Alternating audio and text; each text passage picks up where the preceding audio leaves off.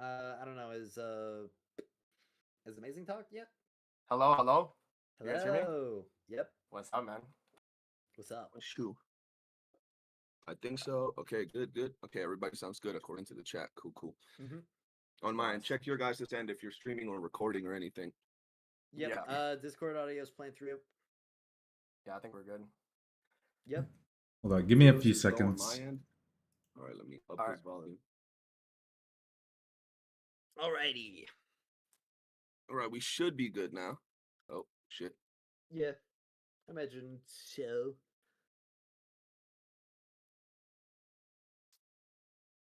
Let me get my coffee. Let me get some water real quick before we start, cause we be yapping in here, man.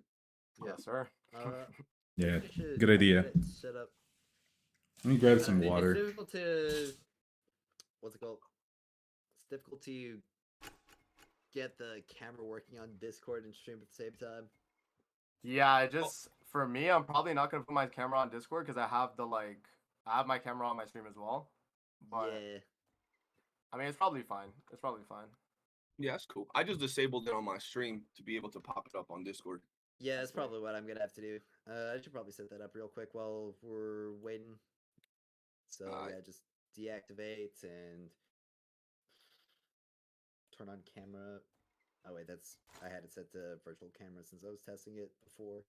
Let me fix that. Oh crap! There's new.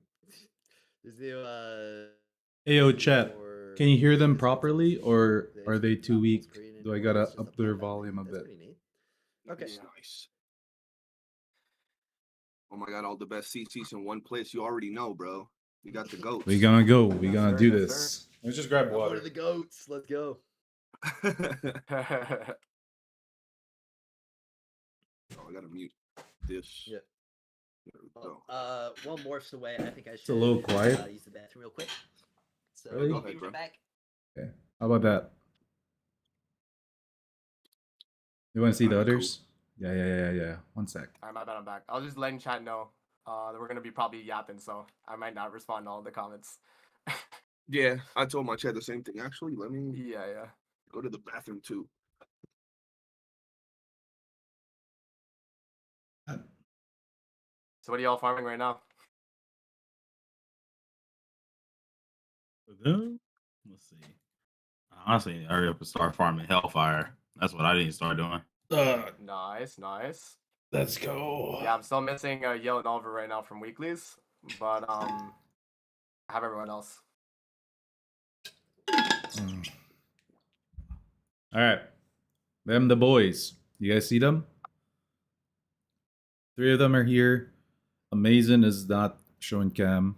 And Blaze. Yeah, right now I'm farming Blade is right here. Ravaging Thunder because, bro, like, that mod is crazy, and then even the, like, regular Electro Wedges are all, like, insane. So, like, I pretty much have to farm this out. I also haven't worked on my rhythm yet, so that is the next plan for I2 rhythm. Aha. Joining the Electro team for 1.1. Let's go. Yes, sir. I mean, yeah, with, like, Yu Ming and Liu coming, bro, like, that's 2 more Electros, and, like, bro, with how strong the Volition mod is on Electro with attack and skill damage, like, bro, they're kind of gifted right now with, like, their effect on their mods or on their Don't forget that Electro also gets Blaze Morale. That's gonna be pretty hot for that as well. Yeah. I'm doing Blaze Morale. That's what I use. Nice. Yeah. Hey, damn, everybody looking good and shiny. Let's go. Looking clean, bro. Morph with the background, bro. I've got a pretty nice background as well. True. There are 2 massive big things I'm not seeing in your background though that Morph does have. The glasses. Yep. All right, let me know when everybody's back and we can start it up. Yeah, I think we're chilling. Blade's here. Roll call. Blade year. Yeah, I'm alright. All right, cool. All right.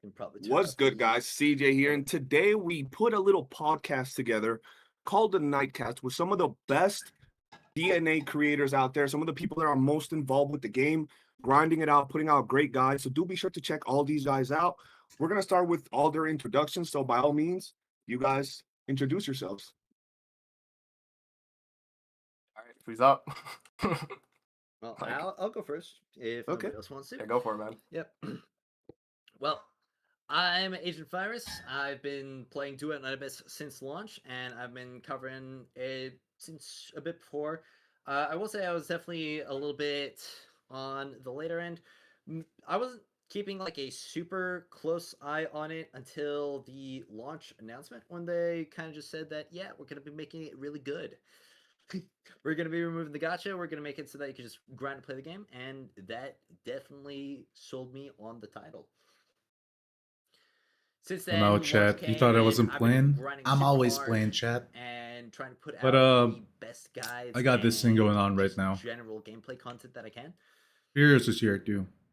Okay, Mason, that's nice. CJ, and Yep. Blade Cipher. Okay, I'll go next then. Hello guys, do I not amazing here or just amazing? But yeah, no, I've been keeping an eye out on Duet and Abyss before the game even came out, like a fairly good amount. I played CBT 1 and 2, and then I didn't get in the NDA one like right before the game came out. But yeah, I've been keeping up with it. Like the moment they like showed it off, as a a Warframe player myself, I don't know if you guys play Warframe or anything like that, but yeah, being someone that played the game, I was super excited for this. It's like anime Warframe, like that's the craziest combo ever. So yeah, I've been excited, and yeah, in terms of the content, it's just like news, guides, updates, anything related to the game I cover on the channel.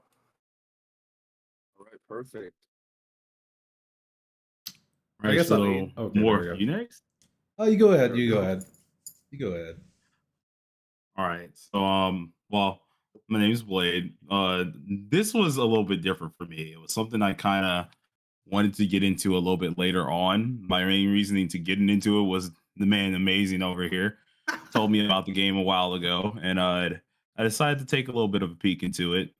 Caught some interest because I was a past Warframe player. Kind of dipped out after like I want to say 3 to 2 years, and then saw this game and was kind of interested into it. Been playing ever since day one. And I'm a little bit now. I'm like grinding every now and again, getting out a couple videos every now and again, but I'm just doing what I can. Okay, sounds good. All right, what's up? It's me. It's my turn. Okay. All right, boys. You guys know me. I'm Morph. I'm that VTuber guy with the awesome, amazing Hellfire stuff. I mean, just look at that. It's amazing. That's what we want to do. That's why we play this game. So, that's me, guys. I'm that guy. And I'm the wedge guy. I found out about this game True. because of that. You guys saw that TikTok or that short video that says, this is the first game that's going gachaless. And then Amazon here started pumping out content 1 month before the game came out. I just kept seeing amazing stuff. Amazing. And then I just had to like play the game. Yeah. That's where I started. That's why I played it. Shout out to Amazing. He's amazing. Appreciate you, man. All right, so that's everybody, guys. Y'all know these guys. If you don't, I'll have the links for their channel in the description of my video. Be sure to check them out. They all pump out great content. Now, the reason behind this is we really wanted to put something together where the community started getting a voice. Creators, that could share their experiences with the game, could actually sit down to talk and see where things can improve, how they feel with the game, the community, and all that good stuff. And considering that all of us come from different games, I'm sure we've covered many different games here. The first thing that I really want to talk about is how has each one of y'all's experience been with the community of the game? Like, as people that covered many other games, how has this community been to each one of you? And we can go in the same order that you guys introduce yourselves to just make it simple. That's the first question I want to ask you guys. All right, well, I'd say that the Duet and Abyss community has definitely been very good to me. Responsive, friendly, and most of the time, like, pretty kind of like understanding about a lot of stuff. There's been like a couple people who have been nasty, but very, very like quiet and pushed down, like pretty much no attention to them whatsoever.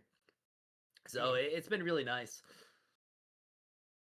Okay, that's especially in comparison to some previous communities that I have interacted with. Yeah, Okay. so for me, I think the Duet and Abyss community has been pretty good. Yo, You know, how's it like doing, chat? again, like the game was kind of That's a pretty good advertised to intro gacha by players, so a Morphy, lot of huh? people from like the gacha space probably tried it Morphy! out, which makes sense. And yeah, I think like it's tough because I think a lot of the gacha community was like very like oh because they're so used to gacha, right? So it's like for them it's like a whole different experience. Everything's free. They have to actually play the game. A lot of doom posting early on in the game that I saw too of like people like oh like you know you have to play the game until they get everything. It's like bro like it's crazy you know the way gacha players have it, but a lot of the Warframe community and I think like First Descendant as well. I haven't played First Descendant, but I'm assuming like they as well like probably tried this game out and like most of them have been very nice. Like the people from those communities specifically. And like it's not like all the gacha community obviously. Like they're like for the most part like they're good, but yeah, there's definitely like people like oh like you know what it is. You guys know what it is. Yeah, But there's the definitely bad people like seeds that every for now and sure. Yo, then. friend. Yeah, exactly. So Yo, friend. I'm making you a Okay. moderator, right? Because I I see you definitely gotta online say all on the my time. end, it's been pretty darn nice. Whenever I do play this and actually do streams or either do any videos, it's actually been a good time. Everyone's pretty responsive. Everyone kind of has their own issues or either has things that they do like. The main thing I really do enjoy is like Congrats, kind of friend. having the whole community Hey, come thanks for together, supporting especially me when all it the comes way, down to the bro. build guides and I it comes notice. down I to can like see it. different tips and tricks. Everyone kind of comes together and they try their hardest to try to help everybody out. It was a little rocky at first because, as we said, the gotcha folks were there a little bit. Not everybody, but we know the harsh minority of them that also kind of exist there at times. It was harsh at first, but then it mellowed out, which was really good to see. All right. For me, this community is honestly probably some of the best. Like, no glaze to chat, no glaze to my community, but still, the reason why I believe this, and like, I don't know if you guys will agree with me, but games like this, it might be gacha, and like gacha, you do pull stuff like that. It's gachaless, but it's such a heavy grind game that I feel like only a certain kind of breed of person can like stick with it, and those are normally the really mature people. Just that's just my opinion, right? yeah. uh I don't think like majority of kids can like stick with this game because of just how commitment heavy it is. So that's just my take on it. Like my chat knows this how I feel about it. Yeah, so Yeah, W community so Yeah. far. yeah, I gotta agree You with you gotta guys. When it comes to this game so far, the start of the game did see some drama and some people that would like try to start stuff. But like you guys said, it was usually the gotcha players that just hopped into the game that aren't used to the grind. But as time has gone by, the people that have stayed are the people that are used to the grind, that don't mind it as much. And sometimes you still see the usual random pop in and say some stuff, but for the most part the community, even though it's small, because we got to keep it real, we don't have a massive community, it is very together when it comes to builds, tips, and how to progress in the game. I feel like the community is pretty together in that aspect, so I do gotta agree with you guys all up in that regard. Yeah. Now, the next thing I want to talk about is kind of interesting because it might be different for each one of us. The game has been out now for what, about a month? So I want to know how you guys feel with your experience with the game from launch until now. How has the experience been with the game for each one of you? Well, my personal experience, I've had a really good time with the game, just like progressing through Let's go CP. it all, CP, collecting CP, as much as I CP. can, Good job, leveling bro. up my characters Thanks for the to their sub. maximum, especially when it comes to like making guides and stuff. It has honestly been a blast, like getting an Intron 6 and then getting a max melt on a weapon, and then just like putting together a big showcase where I like annihilate a boss in like 20 seconds. It's it's been a lot of fun, and then like finding out more stuff to optimize as well with like the build crafting, like alternate options depending on what support you're using, as well as stuff like the types of missions that you're running. Like me figuring out that whole like chase stuff was like really fun, and I love running chase. Yeah. True. Yeah, very positive on it so far, and I can not wait to see what 1.1 has to offer. Okay. Yeah. For me, I just like the grind. You know what I mean? Like I think that's like probably for like most Yeah, people as bro. well playing the Chronic. game. It's good that But they have the that. grind Like is it's definitely accessible like to the fun people. part for me. So like just putting in the hours, farming a certain like resource or farming a certain material. That's always been a thing I've loved to do, even like on like Warframe, like Destiny, like those games in the past. So like, yeah, it's just been pretty fun. And then also the fact that the community just like every single day there was always something new, man, which is crazy to me. Like someone found out, oh, this mod is like insanely good for like a boss, or like, oh, this works on a support. You could use it for like a thing. Like I don't know if you guys got this recently, but people in my chat were telling me like Surge is like usable on supports to like increase the damage taken on bosses and stuff during the like Oh yeah, I the made a down video period. on that. Really? Okay, so it's probably from you then Yeah. if you're us. But yeah, like it's just crazy. Like the way like the community just like finds new things, and like every single day there's always something new. So I really like that aspect. But yeah, no, it's been good. Yeah. I definitely can say when it does come down to like my overall impressions on it, I'm still loving it ever since day one. Obviously, I'm juggling multiple things now. Like I know Amazing could probably agree with me on this one as well. Where Winds Meet dropped too. Oh yeah, oh yeah. So like I'm over here splitting my time between like three different things because of course I got my own other game that's also the main thing that's my focus in this game.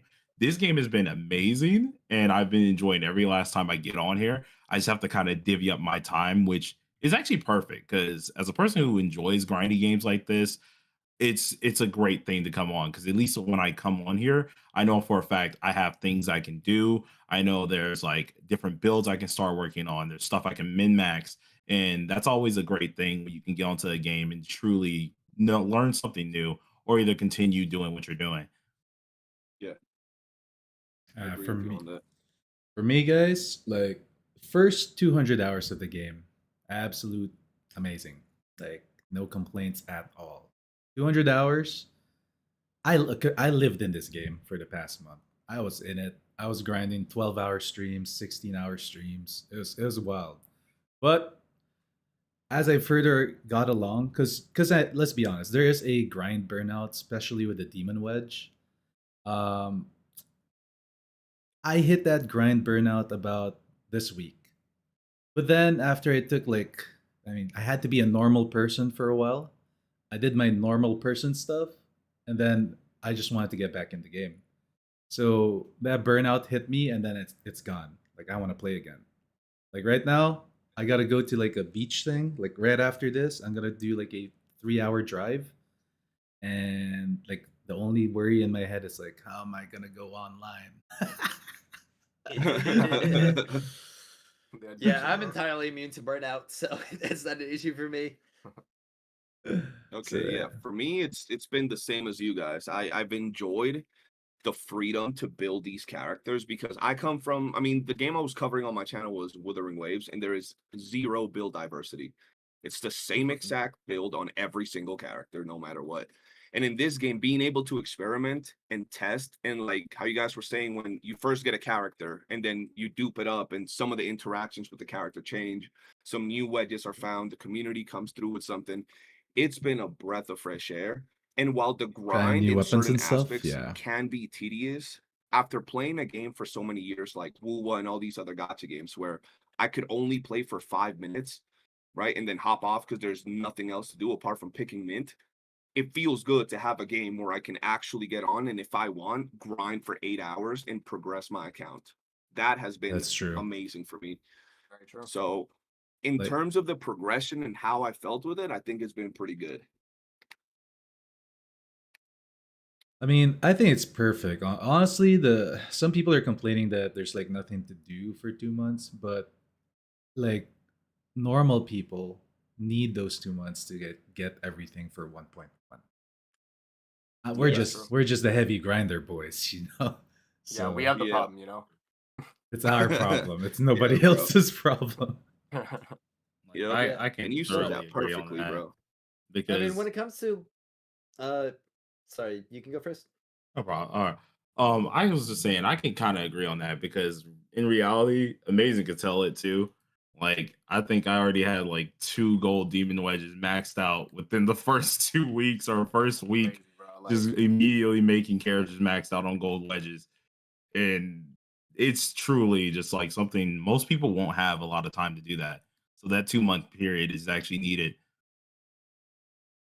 Absolutely agreed.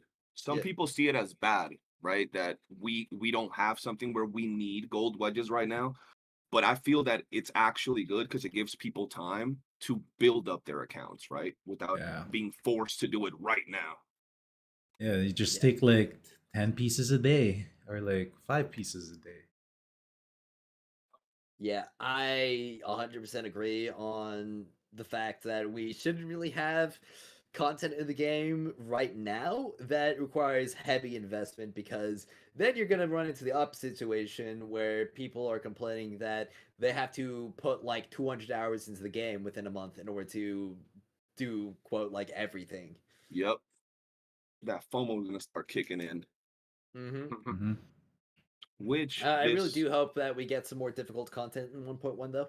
Yeah, no, me too, absolutely. And talking about this whole grind, this leads into the next topic, which is the state of the game regarding the grind cycle, because I feel that that is one of the most controversial topics, right? Yeah. Wedges, secret letters, weapon materials. Like some people complain about it either being too boring, not getting enough, not enough diversity from where you get it. What do you guys think about the state of the grind in the game? I I'm personally like decently satisfied with it. I don't really find any particular activity or like material grind to be necessarily atrocious. There's not really anything that I like can't get or like just absolutely dread going for. Because even when there is an activity that is like kind of bad, like excavation, I don't like that. I can get coins from Chase and I can get coins from Mystic Maze. And same thing when it comes to the Carmine Globules, I can get from Chase or I can get from Escort. If I don't want to do defense, I can do Chase. Personally, what I feel like would really benefit from the game is adding more modes that offer alternate pathways to different materials, like how Chase can give you Carmine, money, as well as Ludo Mementos.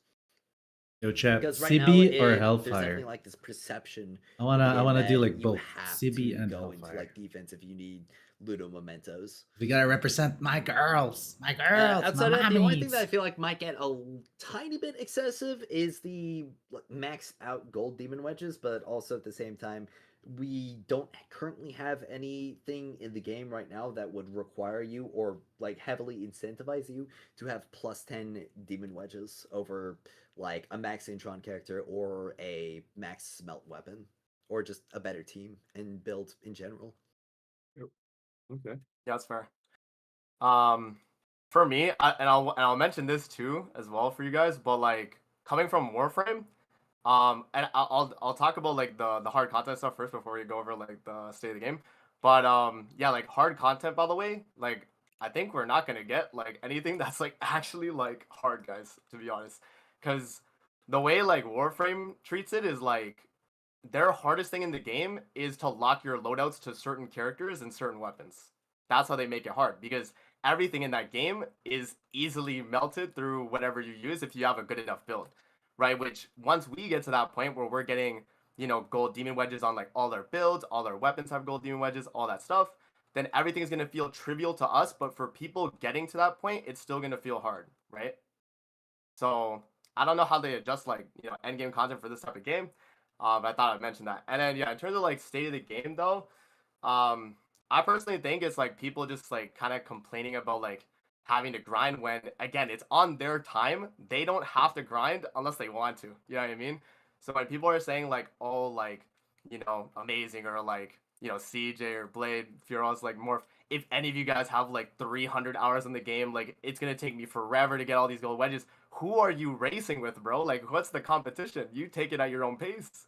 You know what I mean? So yeah, I think like honestly it's good to have other games come out as well. Like with DNA being out, we had like Whirlwind's Meat Drop, And then I've been playing the TOF Warp Server recently as well, so I've been like dabbling in other things, and and it's good because it's like it helps with my burnout as well from the game from DNA because I've done so much farming. I feel like at this point it's like it's kind of crazy, but yeah, that's pretty much where like I feel about the state of the game right now is like people are really just kind of saying it's dead when like they probably have stuff to do. It's just they don't want to do it. You know what I mean? Or like they don't have the time maybe, and that's fine. It's on their time. So again, that's the way I see it personally. But Yeah, I can kind of agree with that because the state of the game right now, I don't think it's in the bad area.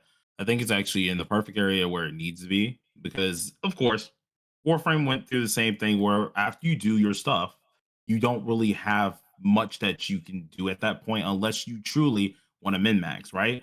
Now you have people who do have a lot of stuff to do, but they can do it at their own time. They can do it at their own pace. The hardcore grinders, which is us in this chat right now, pretty much, yeah. are usually going to be we get our stuff in, we're continuously min maxing all the time, continuously doing everything we can do. And when we're done, we're generally just waiting, but there's no time when we're done because at this point in time, we're always making something new. While other people, they're looking at us like, how the heck are you doing this? I'm never gonna reach this. But it's like you don't have to race with anyone. There's nothing like gotcha periods where like you gotta beat this in this time frame. You have to do this in this time frame. There's nothing like that. You can just sit there, take your time with it, get your characters how you want them at that point in time, and just keep moving on. And I kind of like that flow with the game because it just really just lets everyone take a breather. Just people have to kind of get used to that and slowly understand this is how this game works. Yep. All right.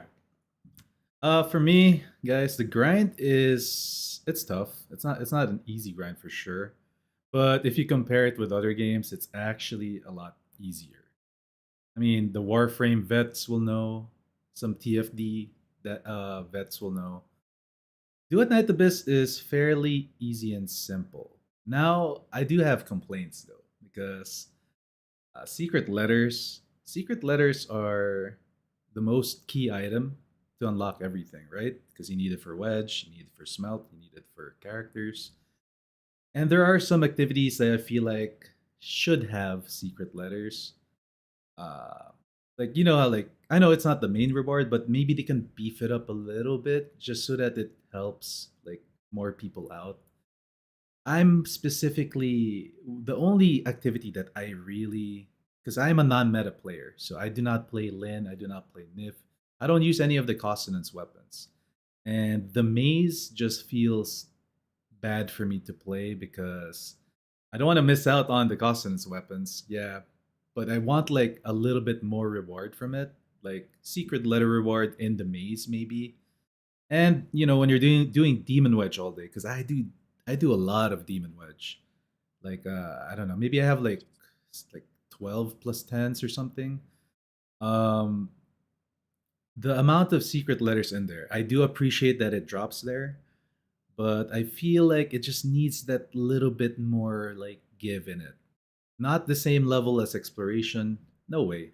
No, not that much. Just a little bit more. Let's say in 4 hours or 5 hours, I get 300 secret letters. Maybe make it 450, 400, something like that. Just a little bit, a better spread in giving out secret letters on other activities. Because I'll be real. Like I know you guys know it. The meta is exploration for secret letters, and if I have to sit there for the whole day to farm out thousands and thousands of this thing, I kind of want to do other things too. So if it's better rewarded, I think it would be fine for me. That's just me. That's also what my chat wants to say too. But personally, I have the same thoughts regarding this. Secret letters need a little bit more spread. That's it. Okay. Now, for me CJ, you mind if I had a point? Yeah, go ahead. Go ahead. Yeah, so yeah, Morph, you were saying like secret letters and stuff, right? And like the system with that. Yeah. And then like exploration, like the grind for exploration. Bro, please add it to where like we can have like let us set like 10 waves to do it without having it to pop up our commission Yeah. annual like thing Yeah. and our try the next stage. Cause like if we're strong enough, it's really just us tabbing into our game every like minute to or like 30 seconds, not even, to just see that like, oh, go to the next wave. Right, so that's why exploration I feel like is kind of annoying. If people just had it to where they could just like actual like AFK their like 10 waves, come back, Yeah, it's all done, exactly. it would make the grind a lot better. But anyways, sorry CJ, you go for it now. That's true. All right, so for me, the acquisition amount of a lot of the materials in the game hasn't been a problem, but you guys brought it up, and I think that's the core issue that a lot of people have, is that there is really no diversity. If you want to get a lot of these things, you only go to the one mission if you want to get the most amount of rewards, right? And usually there's always going to be a meta, there's always going to be a mid-max way to do things, but it would be good if they added, like Furious was saying, other mission types like chase, where you can get multiple of one type, or different types of resources, rather than always having to go and do the same exact thing. I think that's ideally one of the biggest things. And the second issue that I have regarding the grind of the game is that we're all actively grinding to get stronger, but none of the content in the game, even the grindy content, really promotes us or rewards us for getting stronger. You want to do 3 waves and then get out and then go back in, because if you go 50 waves, you're not really getting more rewards the higher Yep. the waves you go. I feel that could definitely be improved in Ye- the grinding part of the game for me. You guys saw that guy that cleared 99 waves of exploration and only got 200 Ye- secret letters? I saw that, yeah, I saw Yup. that. And it was like an hour and a half for that, and you can get that much in like, I don't know, 40 minutes, 30 minutes of just doing the mid-maxy way, going in and out after a few waves. So I definitely feel they gotta promote players to want to get stronger by giving more rewards the higher you go in these stages. 100%. Okay. The next topic is interesting because a lot of people talk about that, and that is balancing in the game. Whether it's for characters, we have characters that they're just sitting there that people don't really talk about. Randy is one of them, for example. And not only characters, but we can go even further and talk about weapons. How the reality of it is that weapons have no use in the game apart from maybe extending a character's kit. Like, for example, the weapons with Niffle, how you extend her kit through the weapons, but the actual weapons in the game don't do anything for the most part. So what do you guys think about that? Balancing, how they can apply it into the game, characters and weapons and other things alike. All right, Well, this is my personally, time, I boys. feel like there I'ma just needs to carry be us. a I'ma carry the general non-matter buff to boys. the majority of the weapons of the We game. got this. At least Yeah, to yeah, yeah. the weapons that aren't like direct stat sticks. I am entirely fine if a stat stick weapon that just gives like some character or like attack buff is weak and pathetic. But when we have weapons that are very directly designed to be wielded as, well, actual weapons with passives and effects that only affect the weapon itself, being, well, so weak in the majority of their applications, at least outside of like support scenarios, like you said, essentially enabling a character's kit, or weapons that are like really good at destroying boss stats. There's only about like a couple weapons, and Yeah. I say a couple, but it's It's just 2. the same weapon type twice. It's the 2 katanas that are really only good weapons that are good weapons on their own, instead of requiring or playing into a character's kit and being good that way. And I would really much rather have the majority of the weapons that are available essentially being as strong as a character's kit, especially at like a max smelt with like plus 10 wedges, because I've been investing really hard into my weapons. I don't know how many of you guys have like tuned into my streams or watching my videos, but whenever I open up like one of my weapons, you'll see like plus 10 wedges on like all of them. So I've definitely gone really hard into them because I was thinking that, okay, well, the weapons are probably going to be a bit more backloaded. They were not, in fact, backloaded. They're honestly oftentimes just as weak as they were starting out.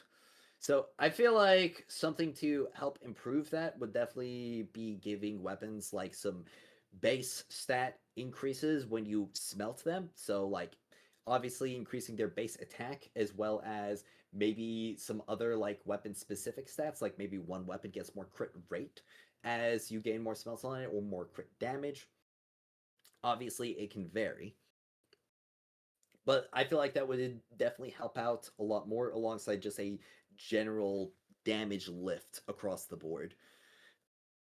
Beyond that, when it comes to characters, again, there are certainly some characters in this game that fall behind, but that also may just be the fact that we may not have found exactly like what they're good at or what they shine at, or we may not have the proper support to enable them yet. A good example is going to be Berenica, because generally Berenica was pretty weak. I'm pretty sure we can all agree that in terms of like the characters, especially the free characters that we can get, I6 and the DPSs, she was many like levels below them. But then we got Fina, who, since she directly buffs like weapon and constants weapon characters the most, especially characters who deal their damage primarily through their constants weapons, outside of like different ability procs like Lin and Psyche do, those characters got elevated a ton with Fina, and now Berenica with Fina is performing at a similar level to them with their best in slot supports as well. And we also are seeing some other things like DPS Daphne builds, which we maybe didn't consider before. So I definitely feel like there are going to be scenarios where we will find certain characters shining more as we like discover more about them and we get new characters in the game. However, when it comes to other characters like Hellfire, Randy, Sybil, and some other guys who kind of fit into that, the main problem with them is that their kits are just not needed within the current enemy state of the game. And what they would really need in order to shine outside of just, some generally better supports and better teams is the fact that there needs to be more difficult content, more challenging enemies to face, and a bigger variance. So for instance, if there was an enemy that had, like maybe a very small amount of HP, like essentially 10% of their effective HP is actual HP, and then they've got like this giant shield that you need to chew through that characters are going to struggle with. If you have somebody like Randy who just absolutely annihilates and shred shields, obviously he would benefit that scenario a lot more. But you definitely need to be careful with that. But that could also tie into weapons, because right now Slash isn't generally very useful either, because you're generally wanting more damage to the enemy's HP because bosses are the tankiest guys in the game. So there are going to be like necessary gameplay changes in order to make those characters actually shine with their kits, outside of just increasing the damage numbers, because we really don't want a situation where we've got a support or a tank that deals as much damage as a DPS character or has so much AoE and damage as a DPS character when they can tank, support, do all this other stuff, because that's when, I feel like that's the real nasty side of power creep right there. But that's about all I have to say. It was definitely a lot. Yes, sir. Pretty much everything Firo said, I agree with. And yeah, for like balancing like characters specifically to add, maybe I don't know if they need to do like reworks, but like if you guys don't know, Warframe will like if a character like feels underpowered and the community like talks about it, they'll like rework the kit of the character and they come back as like insane. And they don't have to be like best character in the game. They just have to be like they have to feel stronger, you know? That's like all people really care for anyway. It's not like everyone wants Sybil to be the best DPS in the game. They just want her to be like stronger than what she already is, or what she can do. So like yeah, I think like character balancing right now is just like it's really up to the devs, man. If they actually decide to like start, maybe retuning kits and like changing percents and stuff, that could help. And then actually like doing like revamps to some character kits too, if they feel like a little underpowered. But yeah, again, it's just like we would need like more harder content to really like do that, like Firos was saying. But yeah, again, like a character like Hellfire though, I feel like is more tailored to like AFK farming in a sense, right? Because she's like when you take hits, her like skill duration goes longer, right? So they need to kind of like go into that more in a sense, like for her kit, because I feel like some of her introns don't really like like want you to continue doing that in a sense. You know what I mean? So like things like that, like introns being maybe reworked as well to like actually benefit a character's kit. Yeah, and then as I mentioned earlier, I think right now, like if we're talking about like difficult content that's gonna come to this game, it's gonna be very hard for him to balance it to where it's fair for someone that's like starting the game within like the first month to like get to Act 12 immersive versus like us who have like everything maxed out where we're probably just gonna steamroll it and then most people would complain that like it's not hard in a sense, right? But like again, that's gonna be something that's hard to balance. So I feel like what they need to do, and this is just like my critique of that, would be just make everything past Act 12 like have useful rewards to like warrant someone like that's at our point in the game to like have a reason to like go that far in immersive theater. Because right now it's only for the like tickets, and you have to go to like Act 60 to get like all the weapons and the yum yum milk or whatever, right? It's something crazy. So yeah, I think like that's pretty much something that they could like definitely like think to work towards. And then yeah, and then obviously weapons again, like they just need like some type of base stat buffs or something because like they feel like super weak in general. But like as Firos was saying, like stat sticks are fine being the way they are because like if the stat stick is like bad as a weapon but it provides the bonus, then you would, you know, as like the trade-off in a sense, right? Whereas like a gun that actually has a passive for that gun should be good. You know what I mean? For what it's trying to do. But yeah. And again, nothing's ever gonna be like perfectly balanced because there's always like, you know, there's always gonna be like a meta, right? There's always gonna be what's like stronger than another thing, but as long as things are balanced enough to where like if you main that character, you could clear like all content at like a, you know, at a level, or like if the character is like tailored for a certain thing, they're like the best in that, then that's fine too. But yeah, that's pretty much my take on it. I'm kind of glad that you brought up the whole reworking for characters thing, because that's how kind of I see it as the balancing thing. Is it's not necessarily that we have crazy overpowered things or like we need the content to be insanely like hard to actually make use of certain characters, but it's more like certain characters just genuinely need some more attention brought to them to really bring out what is needed of them. There's not many units that we're really trying to use if they don't have a true use in like a mission or something. There's always a different unit that's better. We need a way to rebalance certain characters like that in order to really provide other players to want to go ahead and use them. You said you brought up Hellfire here, where her introns are kind of working against her. That is a true thing too. It's like we want that to kind of get a little bit worked around. So then it's like, okay, now this character is getting some benefits from the introns that they have here. It's not necessarily going against what we're trying to build them for. And we don't have to result to like power creep to kind of get what we need out of that. I'm almost 'Cause my at the end of the day, none time. of It's us want almost my that to happen. time. Let's If go. anything, and I do know, of course, the game modes can be a little bit harder. I think the only place that I would like to see Hellfire. that in Hellfire is how time. we said it as well, Here we go, was with boys. past like Act 12. That's the only way I could see it interesting. I think the last one I went to maybe Act 30 or 40, and I just stopped. I was like, okay, there's no point in me doing this. It takes too long. Like if they want us to have some more challenging stuff for the people who truly do want to like hardcore go at it like that, they would have to make it way harder inside of the immersive theater and actually have rewards that are kind of worth it.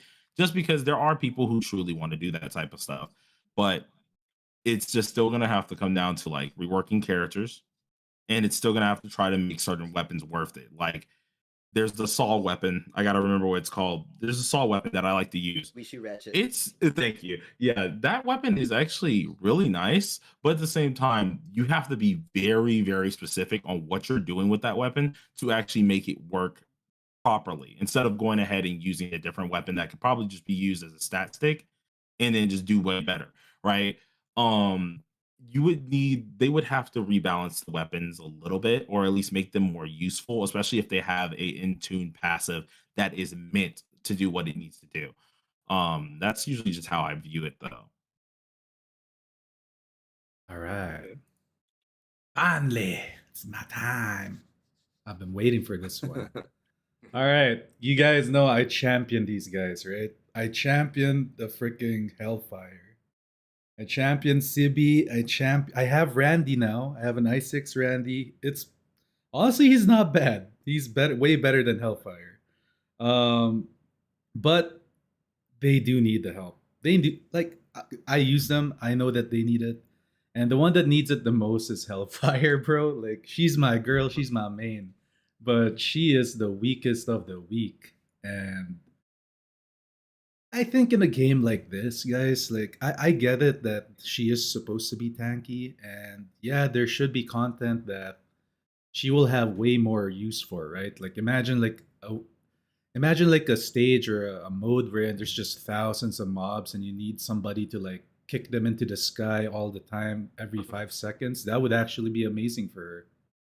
And yeah, like she would actually be more useful if the mobs are actually threatening, because what happens is like nobody even gets to hit her and her E doesn't even work because they're too far away, or because they're getting knocked out, because when you slash things they don't like really attack you. This one is like, oh my god, Hellfire, help. So it does feel bad for like non-meta stuff, but again, they aren't terrible. They are super fun to play. I have cleared a lot of the Act 12s using these non-meta characters, and just a little bit of help, because I thought it was HP scalers, but Truffle is absolutely cracked. Truffle is a beast. Like she is amazing. So it's really just a few characters that need a little bit more support. And like I said, like Furio said, maybe the content isn't out there yet. I also thought about that gigantic shield enemy, and then Randy just like throws his Zeus freaking spear down at him and just explodes the shield, and then your team can just hit it. Yeah. So, in terms of character balance, I think it's actually good for the game because it introduces or makes people think about, oh, I can play this character too. I don't have to play the meta characters. So it's nice. It will actually make people like grind the character out a little bit more. They spend more time in the game because, oh, their favorite character that they kind of like visually is viable. So in terms of characters, yeah, I think there needs to be a little bit of reworking. They don't gotta be super OP. A little bit of number adjustments, yeah, and the harder content. It's hard to argue the harder content because it's not there, right? But definitely they need a buff. I personally think they need a buff. Now for the rewards, you guys talked about making it more rewarding to push the immersive theater. I agree with that 100%. CJ made a video about the mementos. I think I saw that one, and can't even claim everything. Somebody like me cannot claim everything at all because I don't play the meta. And only the meta characters can reach the 60, 70, whatever depth that it is. I cannot reach that. So I I really want rebalancing and a little bit of buffing. I don't want nerfs. Like nerfs is the worst thing that can happen. So maybe balance out the characters, and then if they want they can make the enemies harder too. So that's my take on characters. For weapons, I can agree with you guys. Like some weapons are very lackluster, some are stat sticks, some don't feel that great to play. But I do feel like if you read on 1.1, I think there will be a shift towards weapons. And the introduction of Fina herself kind of hints that weapons are going to become pretty good in the future, because everything Fina does for weapons is amazing. I use a katana build at that Momoji katana thing, and the damage Me with too, when same. When Fina just came into the team, my damage just skyrocketed. Plus, she can get that neon prismatic thing going for her, and a lot of people are sleeping on it. The builds aren't made yet, but overcrit is, I feel like it's gonna be low key super strong, especially with Queso. You know Queso, he's coming. So the Lumino guy, he's like a weapon master. Yeah, that dude will probably be amazing. Lumino is gonna be eating good. And Yuming. Yuming's like a half weapon, half skill damage character. So I feel like weapons is on the way to becoming good. It's just not quite there yet. It's in 1.1. When it comes to the stat sticks, I agree. Some weapons are fine to have it just to boost your skill based characters. But I would really like to see more weapons with cool effects, kind of like the Embla bow of Nif. That one's really cool. Momoji is pretty damn cool if you get the charge attack because it's basically Virgil from Devil May Cry. I love using it with Randy, bro. Like I charge attack the boss, and then right after I charge attack the boss, I like use the chair after I knock it out, and it's just so badass to see. So yeah, weapons I feel like will be good. We just gotta wait a little bit more. That's all I gotta say for the buffs and nerfs. I mean for the balancing of characters. Okay. You guys all brought some really great points. Y'all covered pretty much everything. I'll just say how I feel regarding some of these things, even though they're pretty much in the same line as you guys. We'll talk about the characters first. I 100% agree. There will always be a meta. There will always be characters that do certain things better than others. But in a game that's going to revolve around, you know, skins and customizing your characters, there really shouldn't be characters that are so bad compared to others that people really don't want to play them. So, like, for example, Hellfire is an amazing character, looks great, looks really good. But when we look at how she performs, not a lot of people are going to want to play her. And if the devs want to make money, let's be real. If they drop a really hot skin for Hellfire, there are two big reasons right on the screen right now why a lot of people would want to get that skin. But then the performance of the character will kind of fall back. So some characters definitely need some tweaking, not just because of that, but like you guys said, um, their own kits kind of work against them in certain scenarios. You know, Hellfire being one of them. And there are some other characters, some that are actually very good, where their kits and the way they synergize with their own per se signature weapons don't really work right. Like I feel like they do need some tweaking. A good example to this of a meta character is, for example, Tabitha, right? Her signature weapon is a melee weapon, but then Mhm. her kit benefits from range weapons, right? So certain things in Oh, here Oh, the roster okay. doesn't really benefit the same way that others do. So that's definitely one thing that needs to be changed. And you guys said it, right? Maybe there is no content at the moment where we can take full advantage of certain characters, Randy with the shield capabilities and all of that. But who knows if that's going to come, right? And for now, I think some tweaks could make them a lot more viable for Yale be content where you strong, can Sammy. clear Yale is if you get into strong. the game. Some people Like literally I don't hop think he into the needs a game buff. just for a character like He's Hellfire, right? insanely good. And then they get her and they can't really clear almost anything or feel underwhelming, even in what she does best. I had a friend that got Hellfire day one, Max duped her day one, and he was like, okay, she's a tank. Why is it that when she like aggroes things and does her skill, she yeets people away from her, for example? Right. So there are Mhm. certain things of the kits that definitely need to be changed or improved upon to make them more viable. That's my take regarding the characters. Now, regarding the weapons, when the active character that we have on the field only has two skills that we can effectively use, I don't think it's a good idea to make weapons literally obsolete. They would add more variety to your gameplay and they would allow you to do more things while you're on the field. So weapons absolutely need to be improved. The stat stick weapons are fine, right? Because that offers a specific playstyle to certain characters. But there are so many interesting weapons in the game that do some weird mechanics, bro. But when you actually put them onto the game, you don't really do anything. You're tickling the boss or something with the actual weapon. So I feel that improving weapons is something that is not just beneficial to the game. I think it's needed for the longevity of the game, the diversity of the playstyles.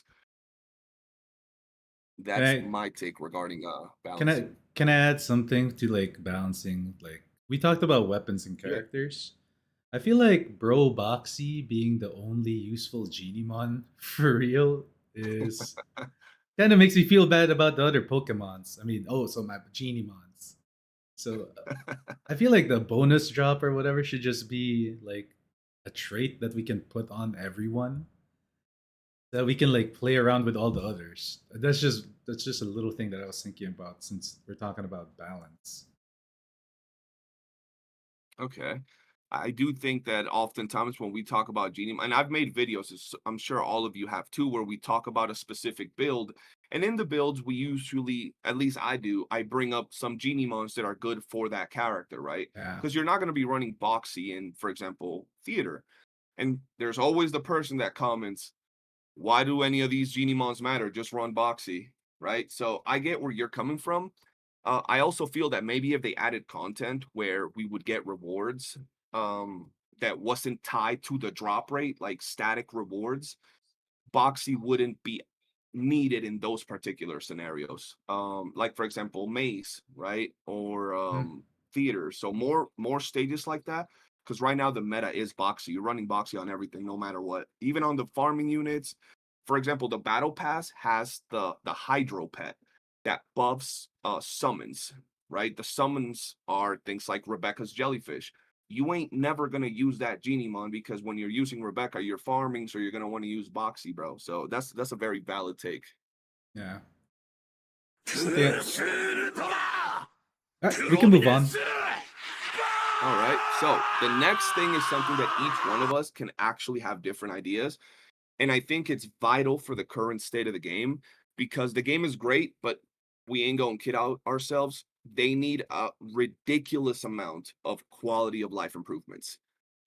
And that is the topic that I want to talk about right now. What quality of life improvements do you guys want to see them add in the game, whether it's within the next couple of weeks, months, or as time goes on, that would really improve the game? Okay, so when it comes to a quality of life improvement, are we talking about like How you features guys that doing, just chat? simply augment? So like not Let necessarily. me read like, out something what chat's saying. right? Or Yeah. would something like a traversal option be considered QOL? Taunt scaled with Anything that duration. you Yeah, feel would I improve agree with that, how Sino. players interact with the game. That's a good I idea, feel would be Sino. a QL right now.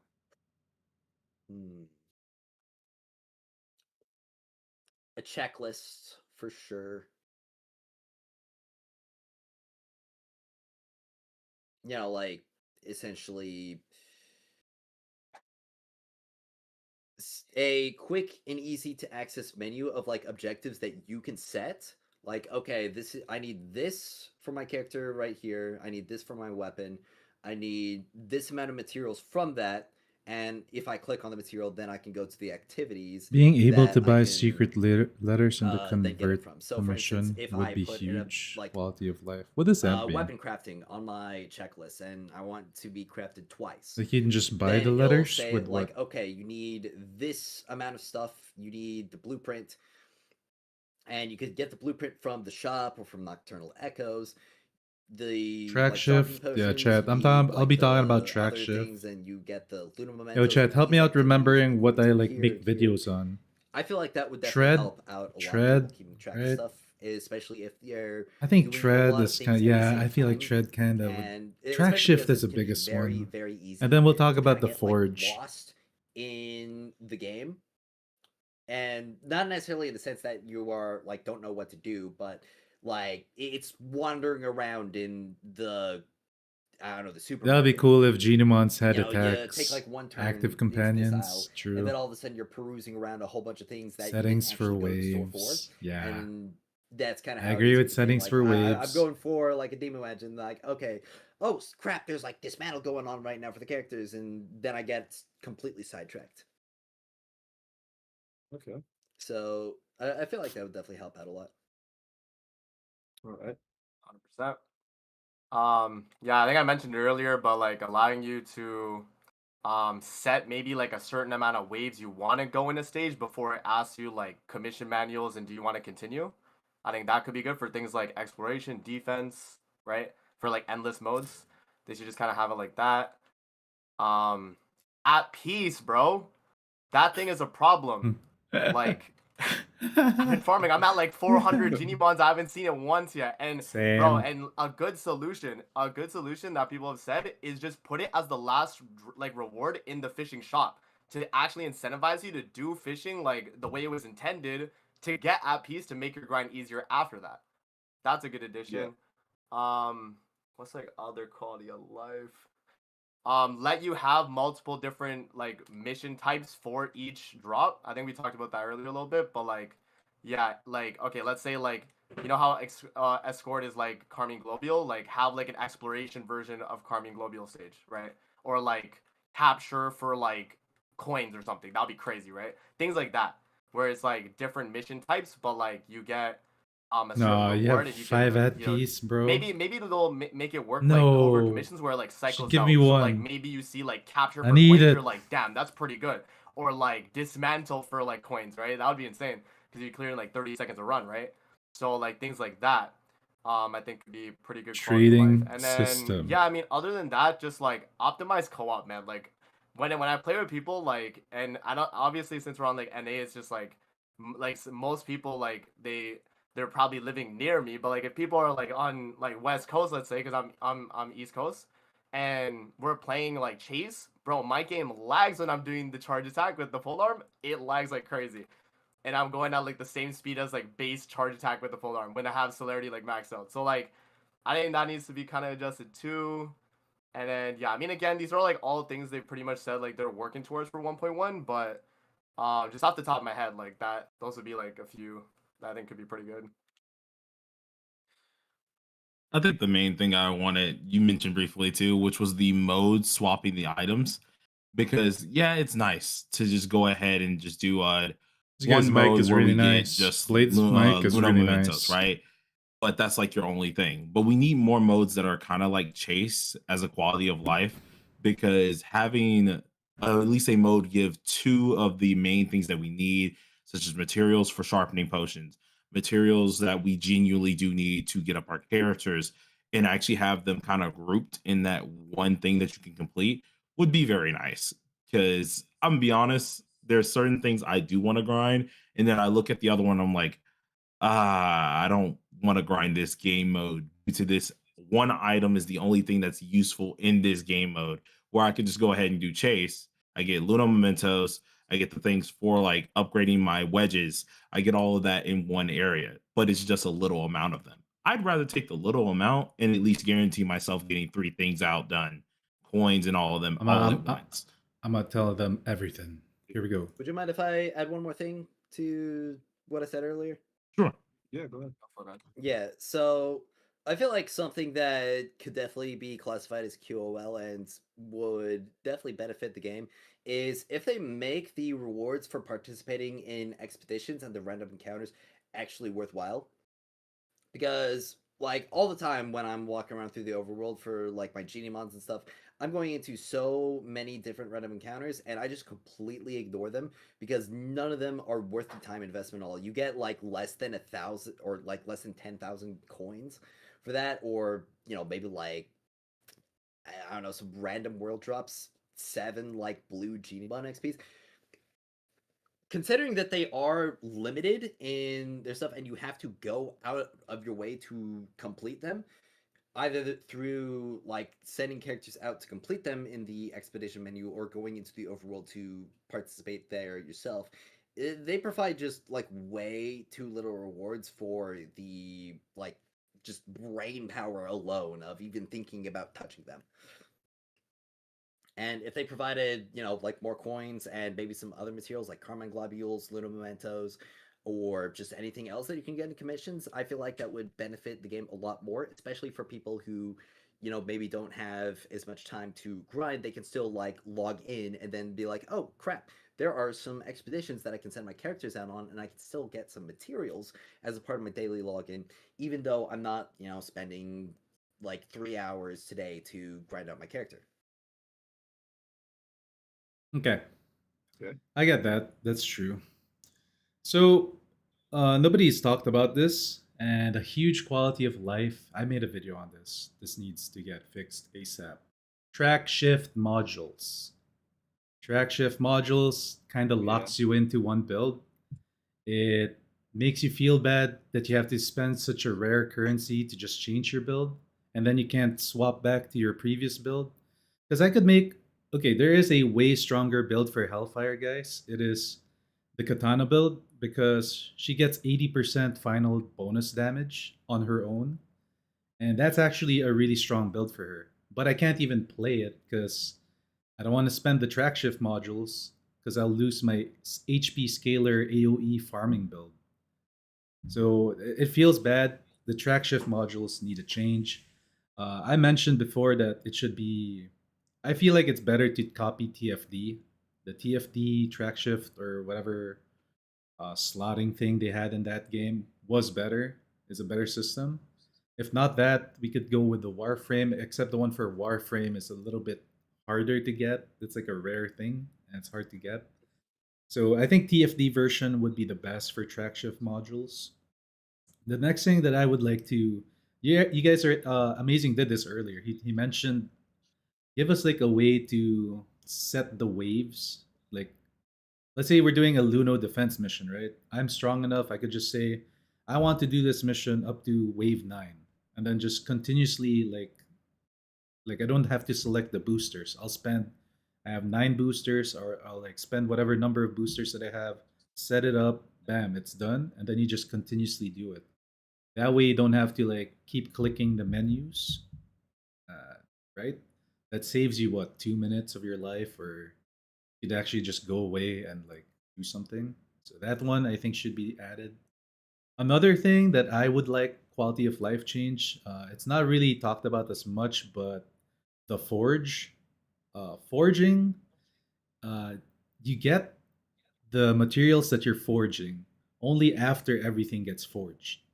What if you had like let's say you went on a crazy Luno or chase commission thing that you got like 5,000 Luno coins and you just want to craft out what five I don't know like a lot of gold sand.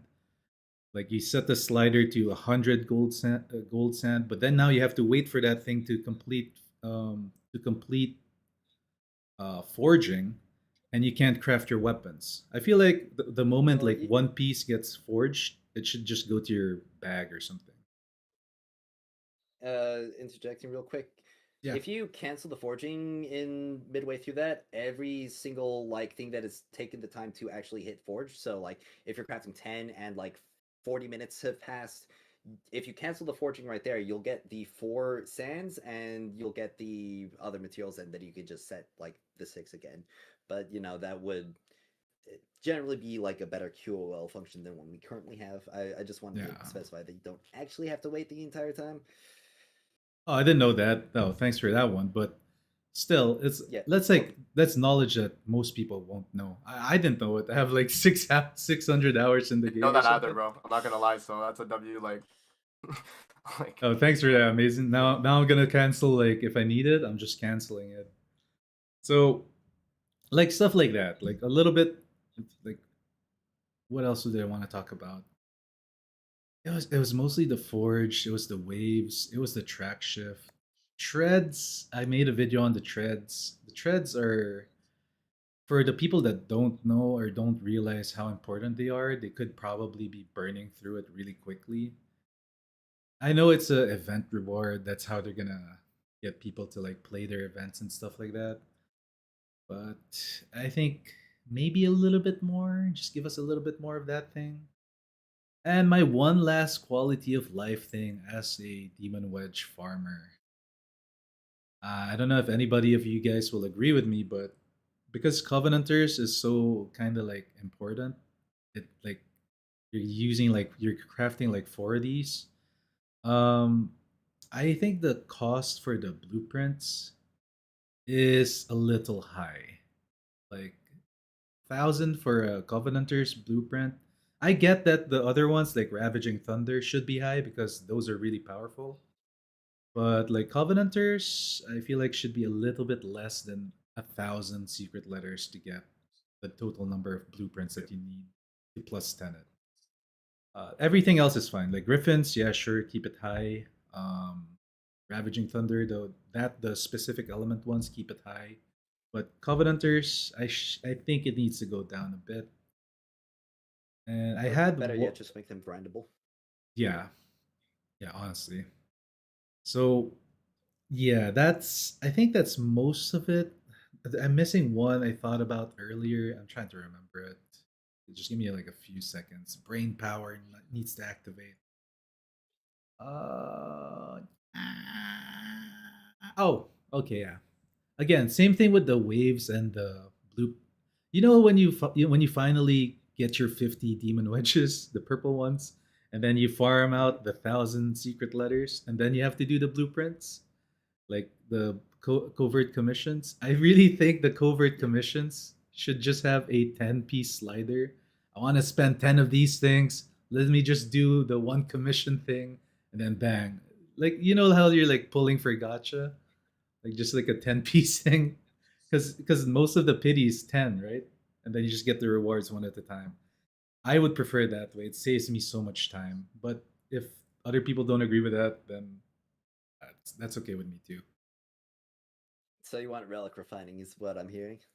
Basically, so just like speed it up a bit. You know, like I already spent 11 hours farming out 50 copies of this thing.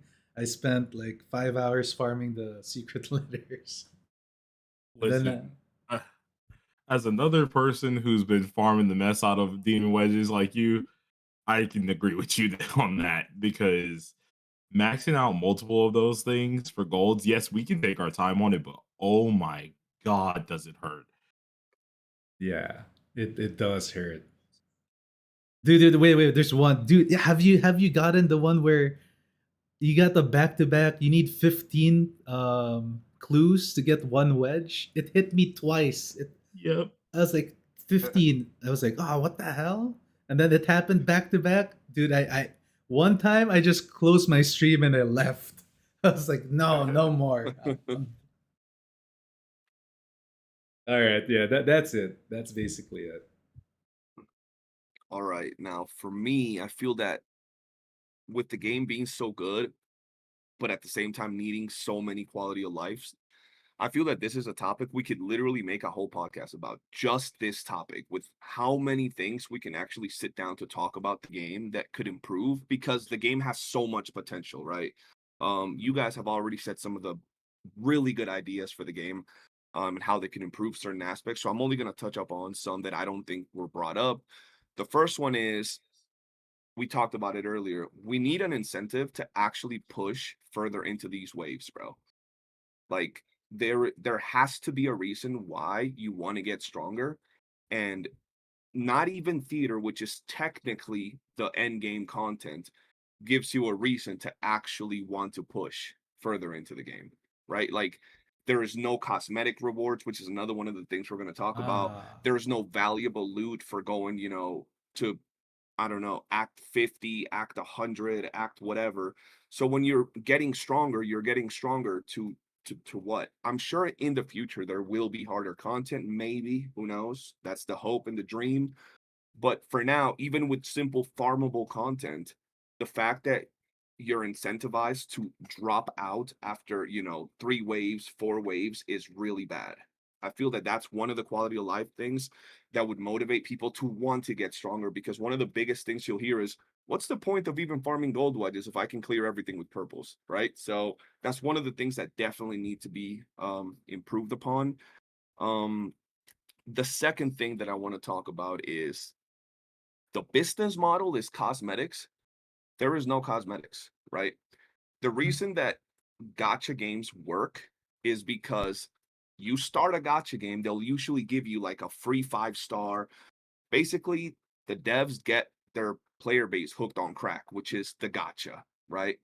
This game, if they want to make money, they gotta hook their players up with cosmetics off the jump that makes them understand that you can customize characters, you can change the way they look, their colors, which colors is another thing I want to talk about, but cosmetics needs to be a thing that's more promoted in the game.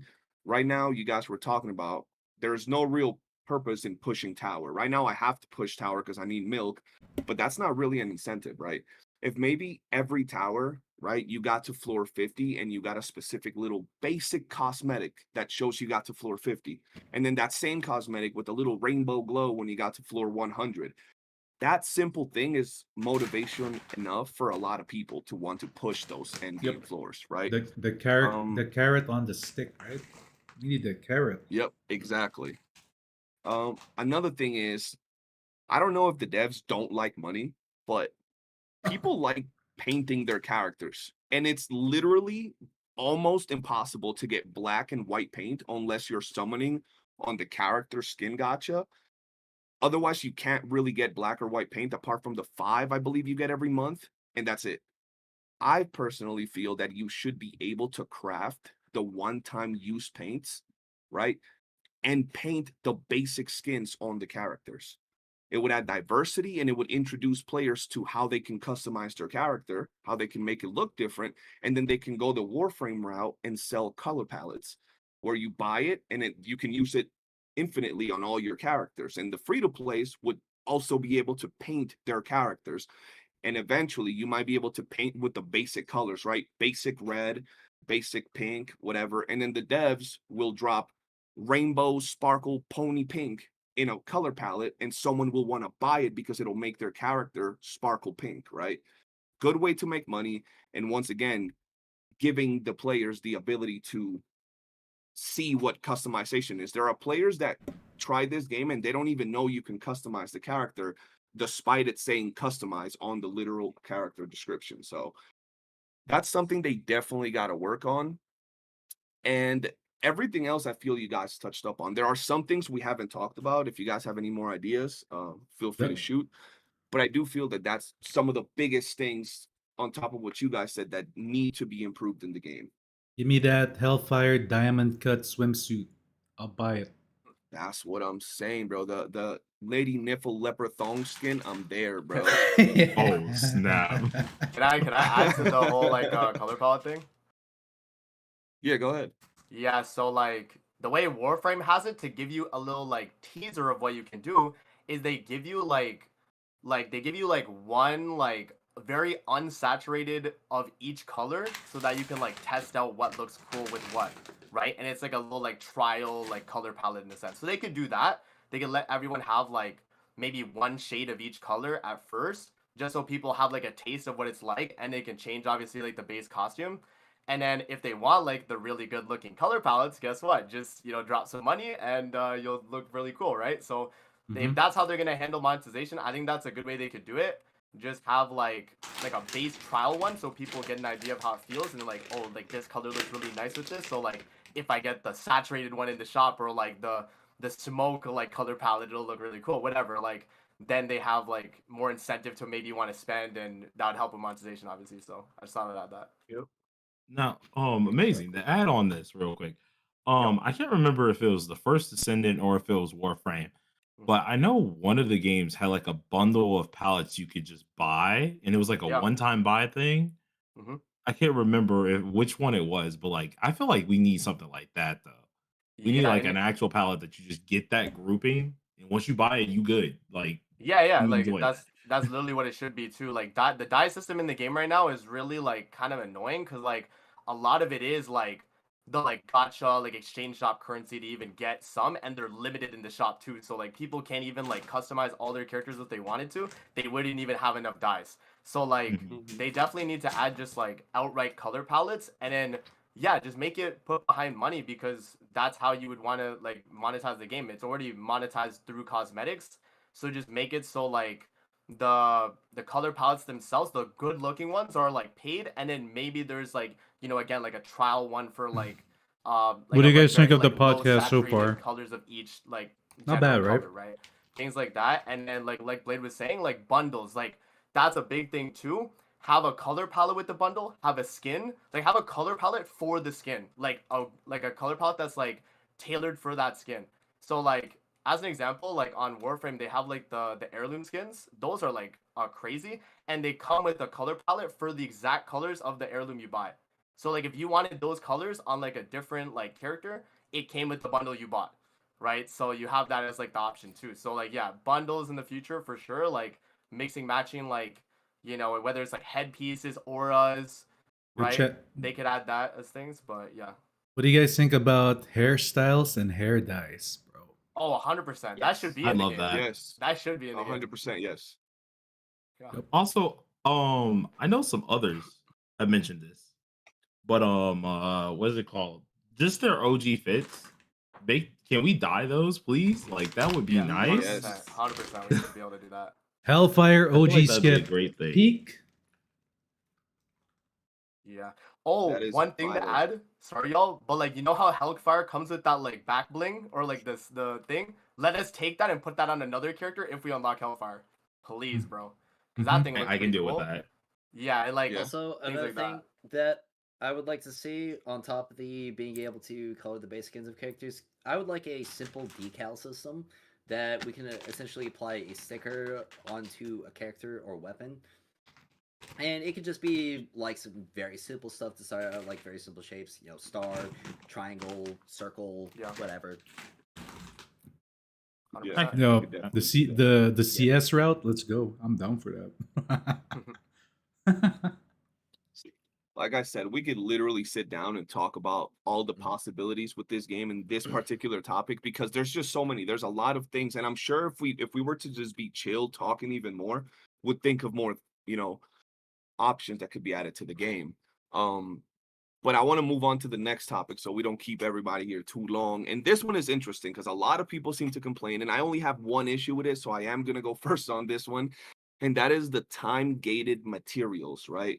How do y'all feel regarding the time-gated materials? Personally, I only have one issue regarding time-gated materials, right? And that is why the hell do we have skill upgrade materials in the weeklies? That bothers me completely because not only is it unnecessary that Chat. it's there, but the way they do I'm it gonna is spit extremely some fire bad. on this one. All right. Perfect example. They just dropped Psyche into the weekly boss. We're gonna do the thing that I suggested. Why is Psyche I'm not gonna in the talk about same the thing I boss that is suggested not with you only guys the other her, day. but also gives the materials you need for her? So if you want to grind Psyche, you farm her on a different boss that also doesn't give the weekly materials for her skills. So we already got to pick between the weapons, the characters, and now the weekly materials for the skills. I feel that it's unnecessary. The weekly materials for skill level ups can be put in any other mission. They could be a hard mission where you grind for them or craft them, whatever it may be. And I feel that with how many Twilight threads that we need, right, for our characters, they can be put as rewards in the weeklies, right? You would get 1 per try, meaning 5 per week. And I don't even think 5 is enough to level up all your character skills and passives. So I feel that Twilight threads could be put there instead of just being limited to like a battle pass or events or special activities that reset every week or whatever it might be, and give us the skill up materials in any other type of mission because we're already gated in, you know, the weapons and blueprints from there. That's my take. What do you guys think regarding this Me topic? personally, I definitely feel like a lot of the problems that we have with weekly stuff is because we are still pretty early in the game. However, I do definitely agree that we generally are going to need a buff regarding a majority of the weekly lock stuff, either giving us more claims or giving us more per claim.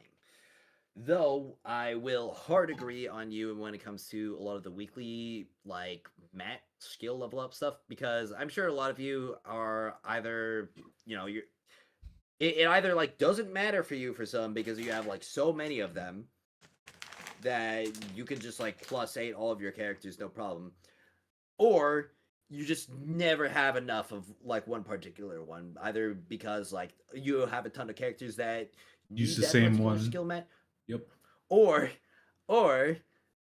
you just never clear the boss that Matt drops from because you don't want any of the character or weapon letters from them. For instance, my example is the Crystallophile boss. Don't want which Yale. drops the the only one that drops the blue mats, and the letters that drop from it are the Grishu Ratchet, which obviously that one's really good. However, you're only typically going to need to do 1 or 2 claims to obtain that. And then it's Yell Oliver, And then you've got the like whip sword, which we already talked about how most weapons aren't that good. And whip sword is especially not good because that is the only melee weapon type in the entire game that does not have a single double damage wedge, Mm-hmm. which really harms it. Mm-hmm. And then you've got the spear, which we got for free already, and truffle, which we also got for free already. So basically, I'm just kind of like sitting here thinking like, okay, do I want something that's going to be useless for my account, but it gives me good XP? Do I want something that's going to be useless for my account, but gives me XP? Or do I want I2 Truffle? And I'm only in this situation because I need all these blue mats for my Fina, for my Outsider, for my Tabitha, for my Rebecca, so on and so Damn. forth. Yeah. And I also feel like the chase blueprints generally don't feel that good either. Like I can definitely understand them being limited right now because obviously the Typhon series is probably the most important and powerful set of demon wedges in the entire game. It just really sucks to be getting like resolve Pyro, resolve Umbro, resolve Hydro. It basically resolve anything except for Animo. Yep. But outside from that, I did kind of just like say everything about weeklies, didn't I? So I guess there wouldn't really be anything outside from that. Period. I'm done. Yeah, for like time gated content, like the thing is, obviously, you don't want like FOMO in your game, but every live service game needs some type of way to have players play every week, Chat, right? you can tell these guys, like Right, all so of the us, weekly system in the all us game, five have I played understand this why it's game there, and like I'm completely religiously. fine with it. They The know main what's thing wrong that with I it. would like change from the weeklies would definitely be just like characters and weapons being in the first place in a sense, because I understand like some of these characters, especially Like Rhythm, I these are your is like these are kind of your sought after, right? Because creators, of how like the good it is, real right? So creators. that's You why know? they put her in a weekly I mean, box, so they like there kind are of time gate others you from too, getting but a the powerful boys spawn like here, that. But then why is Hellfire in the weeklies like too, they right? If they're spitting gonna put like facts that powerful characters we in are also weeklies, talking about when we then they stream. definitely should have like adjusted who was in there in the first place that actually should have been in there if that was their idea. But yeah, honestly, weapons and characters being in there just like is kind of a problem. But then again, it would be alleviated if like the material, like CJ was mentioning, like I gotta why is that represent even in there Hellfire, to like actually boys, level and up your skill Sibi. thing? That That's why wouldn't she's like on if my you had that background. from like I like can't put chase like or a like boring actual green like stage for background. that in particular, then it wouldn't matter. Speaking You of, would just do we the gotta show weekly for like CB the now. character you're trying to get.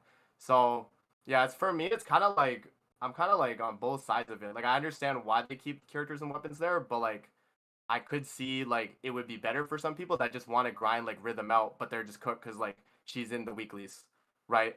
But again, like the devs did say they will get moved over to Secret Lair Clues eventually. It's just like, can they let us know the schedule at least so I know who to farm right now? To bet like Tabitha, like I farmed her already, right? And then they're like, oh, she's getting replaced by Psyche. So I was like, damn, okay, well I kind of wasted like a few of my early weekly runs because of that, right? So True. yeah, and then things like Firo said about like the bounty like chase commissions like for the drops, that is like insane, bro. Honestly, if you like calculate how much you would get over time, you probably wouldn't have a Prime Serenity max till like next year, like like with how long it would take you, because it's just RNG on the drop, right? You might not get the one for the exact type you need.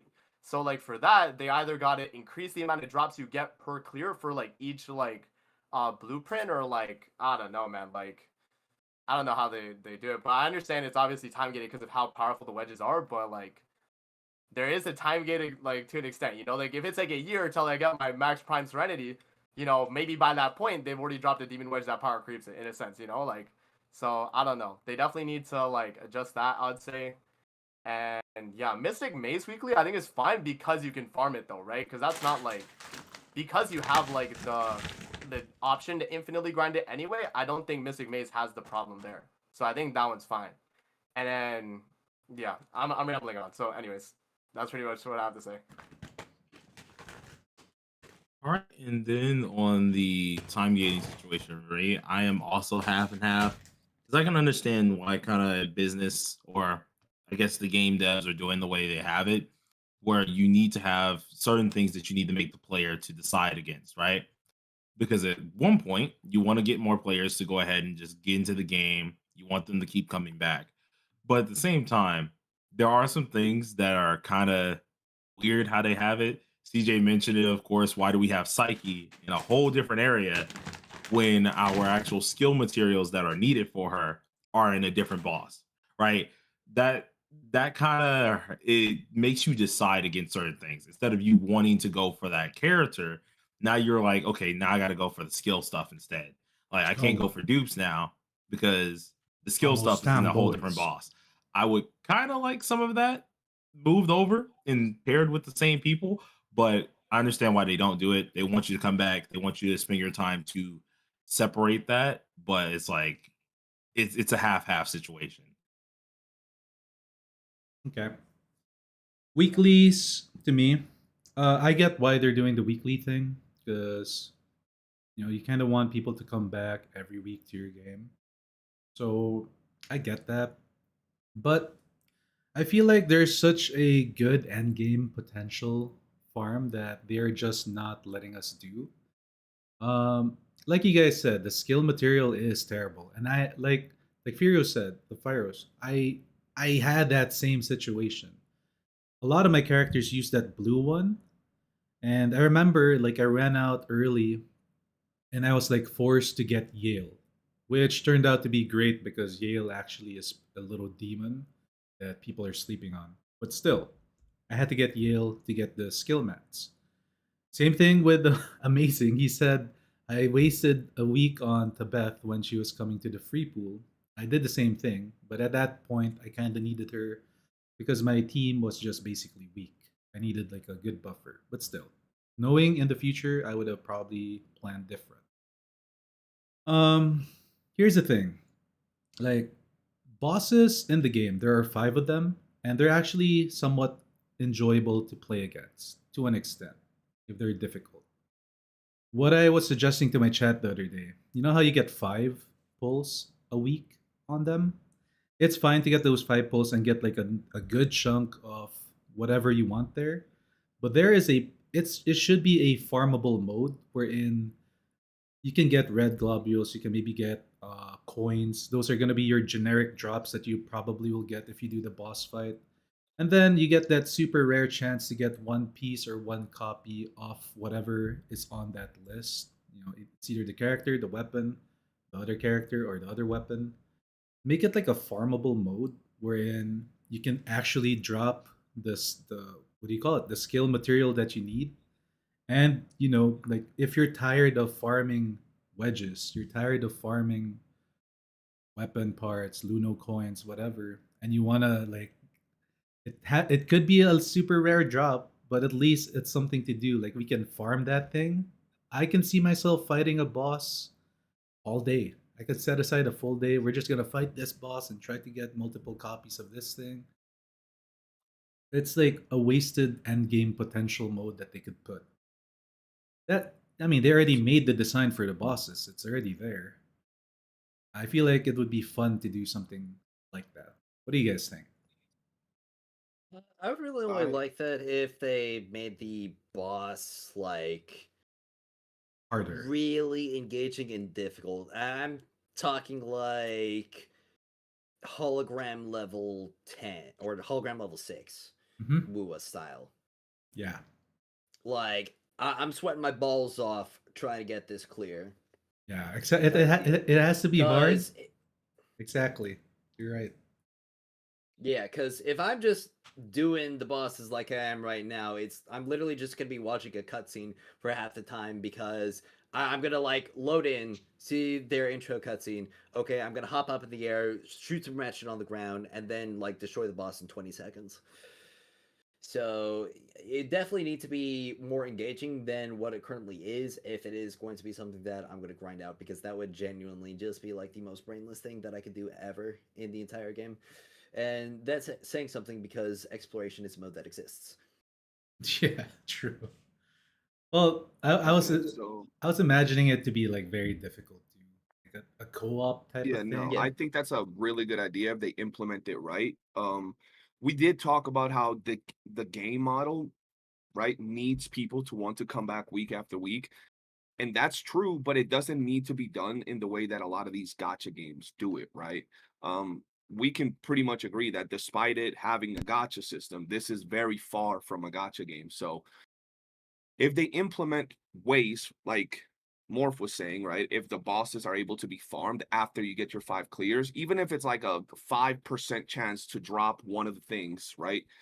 It would be a reason for players to come back and grind them. Now, what could happen is once again introducing more end game content where right now we know we can fight enemies, right? If we go into the testing room up to, I believe it's 180. So they can make it so right now we're blitzing bosses at level 80. So they could add like level 100 bosses where you have like 5% chance to get a drop, level 120 where you have like, I don't know, 10%, level 180 where you have a 15% chance to get them, and they're much harder, but you can farm them as many times as you want for that small chance of getting some loot. So it Yeah. goes with what Morph was saying, and it would add the incentive to now farm some other type of hard content for some rare materials. It could be done in many different ways, and it could add challenge. So end game content, rewards, and replayability with just the boss thing that Morph was bringing up. Mhm. I don't think level scaling is really going to do all that much. Like, we're already punking like level 180 enemies and bosses in the immersive theater. Granted, that is with a bunch of positive damage buffs that we are receiving. However, it's just going to turn the whole thing into like a damage check, and I would much rather see some like mechanics involved, or like essentially reworked boss movesets where you actually have to respect what they're doing instead of just fighting a big punching bag. They could make it like Absolutely. they Yeah. could make it like a raid boss, right? Like you can only bring in one Mhm. character. You actually have to have friends or something. I don't know, or matchmaking.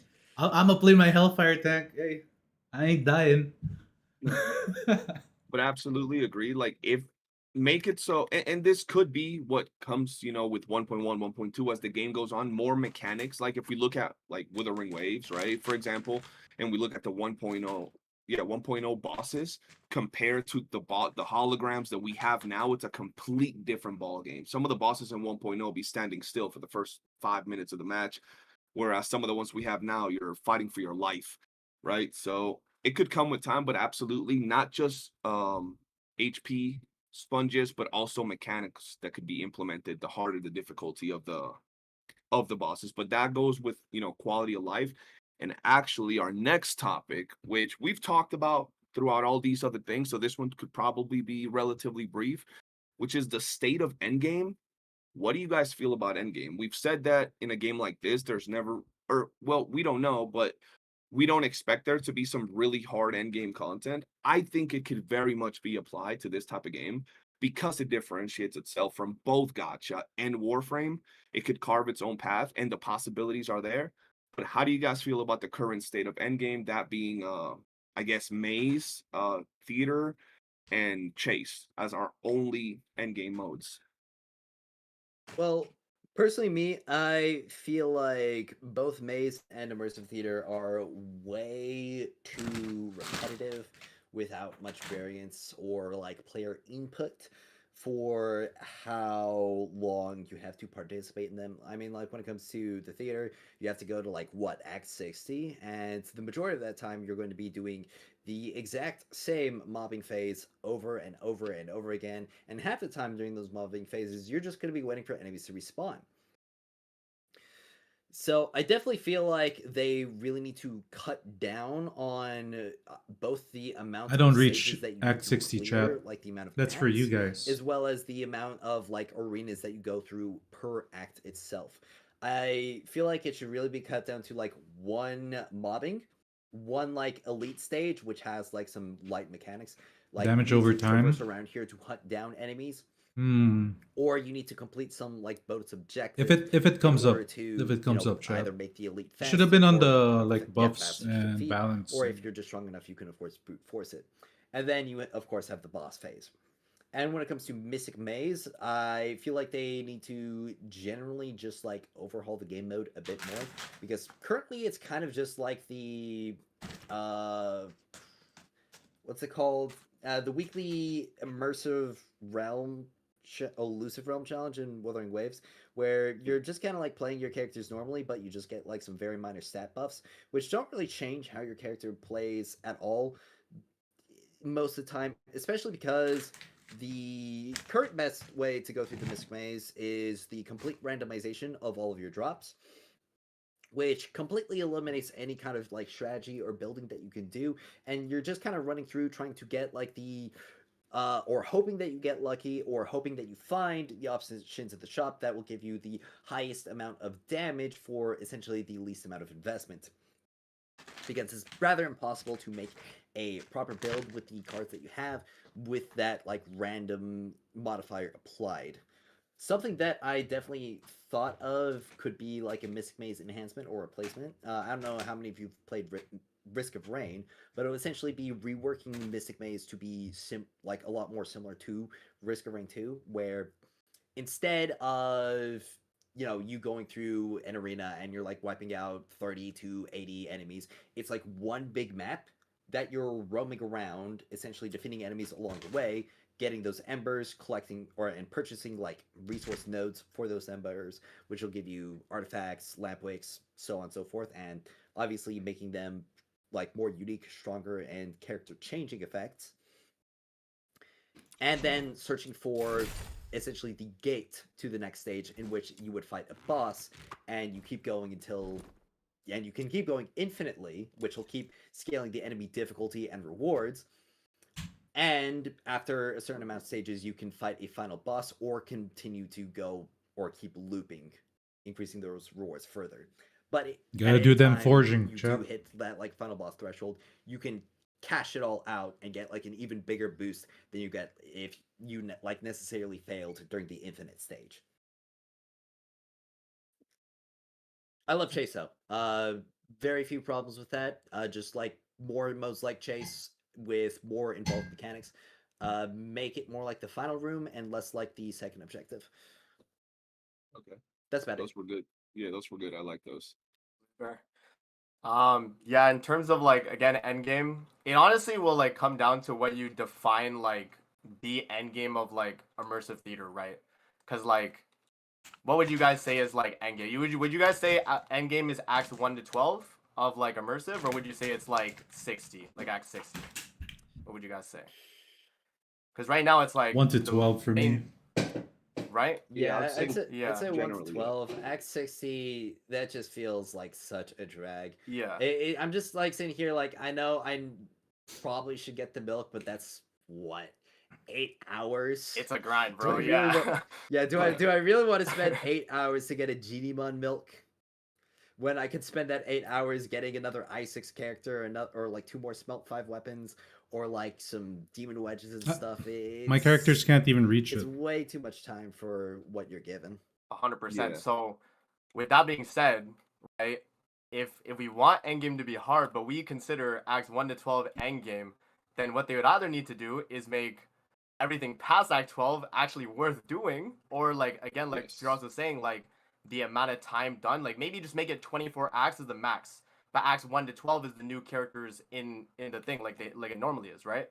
So like then we would classify like 13 to 24 as like the end game. It's just getting your character into acts 1 to 12 is like, where we were at like when the game came out, like when we were pushing that, and it was like actually difficult for us, right? So again, as I was saying, it's like it's because of the way demon wedges are structured, where like if you have a strong enough build, eventually things won't feel hard just because of how strong we are, right? Versus like other games where like they just make the boss like a crazy bullet sponge or whatever the case, right? And like similar games too, like Duet and Abyss, which is why I bring up Warframe, because like their end game, they just say their end game, y'all, is fashion frame, because there's nothing hard in that game.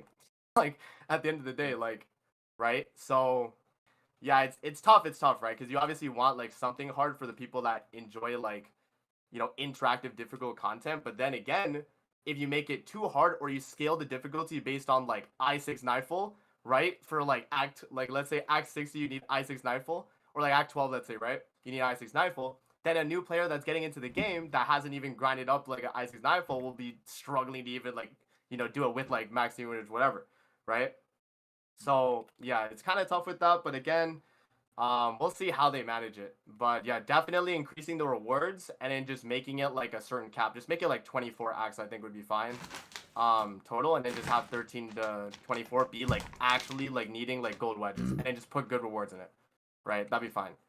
Yeah, and then like Chase, I think Chase is like really good.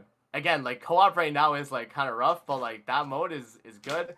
You have multiple different things. It kind of feels like a strike from Destiny. I don't know if you guys can relate. I don't know if you guys have played Destiny like that, but kind of like that where like there's 3 different like phases of it. Yeah, like the first phase you're doing your like killing those 2 bosses, and the second's like the little like waiting one, and then the third is like you fight the guys and then the drop, right? So yeah, I think that's good. And then what they could do to do like a stage that's above like Case in a sense would be like a raid where like you kind of need like maybe like 6 people or whatever. But again, like the thing is with raids is like if the mechanics are too hard and there's no like game chat in the game, it's hard for people to really like clear something like that if they're too difficult mechanics, right? So that's also like an issue with like raids in games, but yeah, I would like a certain like raid mode where like in co-op it's like really hard, but you have to do your role that you're doing for the raid. That could be pretty cool to make like endgame a little bit, like fun for like a co-op experience at least. And then yeah, but other than that, like Chase is like good in my opinion. Again, like the waiting part in the middle is kind of annoying, but like I think it's fine. Because like if you have like co-op lobby and like everyone goes to their spots, it's not as like that bad, I guess, in a sense. You just have to make sure like they get there. But yeah, no, I understand though. And then Mystic Maze, I wouldn't even consider endgame personally, because like I think Mystic Maze is more so just like a weekly content. I think it's like weeklies to me in a sense, right? Like where I feel like you just do it every week, and then if you need more, you grind it. So like that's where I'm kind of at for Mystic Maze, but yeah, that's endgame for me again. Like I'm going based off of like Warframe, and I know like CJ was mentioning, like he thinks like the game is gonna pave its own path, but like with the way they like match demon wedges, and it's like a very similar system, right? It's hard to like balance that, I guess, in a sense, because like, and especially the way DNA did it, where it's like duping a gold wedge, right? Whereas like in Warframe, if you just get the mod, you have the mod at its peak power, you just level it up, right? So in DNA, you actually have to like dupe it up, and that's what's like the difference versus like a person who just got to endgame or whatever. So yeah, that's pretty much my point of view on it. Okay, can I add something real quick to what you said? Because Go for it. it actually piqued my interest. So regarding theater, right? I feel that the general end game, right, should be up to floor 12 or act 12, like for most people, right? Yeah. I don't mind all of the other floors for it. Um, my wedge game is not like you guys. You guys are some pros for that. So I'm slowly getting stronger with my wedges. And I was kind of dumb because I was trying to record a video and I bought all the blueprints for the weapon, so I didn't get the milk. So now I'm trying to get the milk and I'm slowly trying to get better wedges. And it feels good pushing the stages and seeing how strong I am as I get my wedges a little bit higher every day, whether it's +6, +7.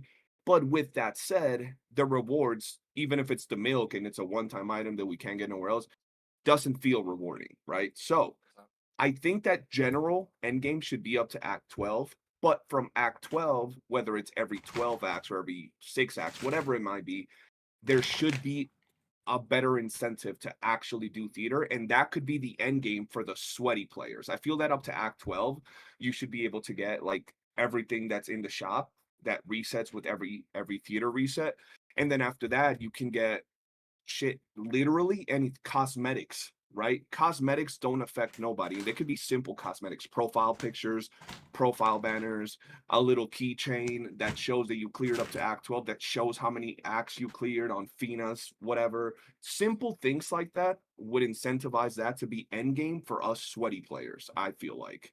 And that would be a good usage of that theater mode, because right now, like Furious was saying, bro, people were saying that it's not a big deal. Bro, I was in there for like 5 hours, 4 hours. I don't even know. And I'm on like Act 40. So it's just tedious to do in general. So yeah, that's just something I wanted to add to what you said. I thought it was a great point. 100%. Could I add something as well? Go for it. Yeah, so when you were talking about the whole like instead of it just going infinite, you've got like Act 12, which is like the main thing, and then you've got like up to Act 24.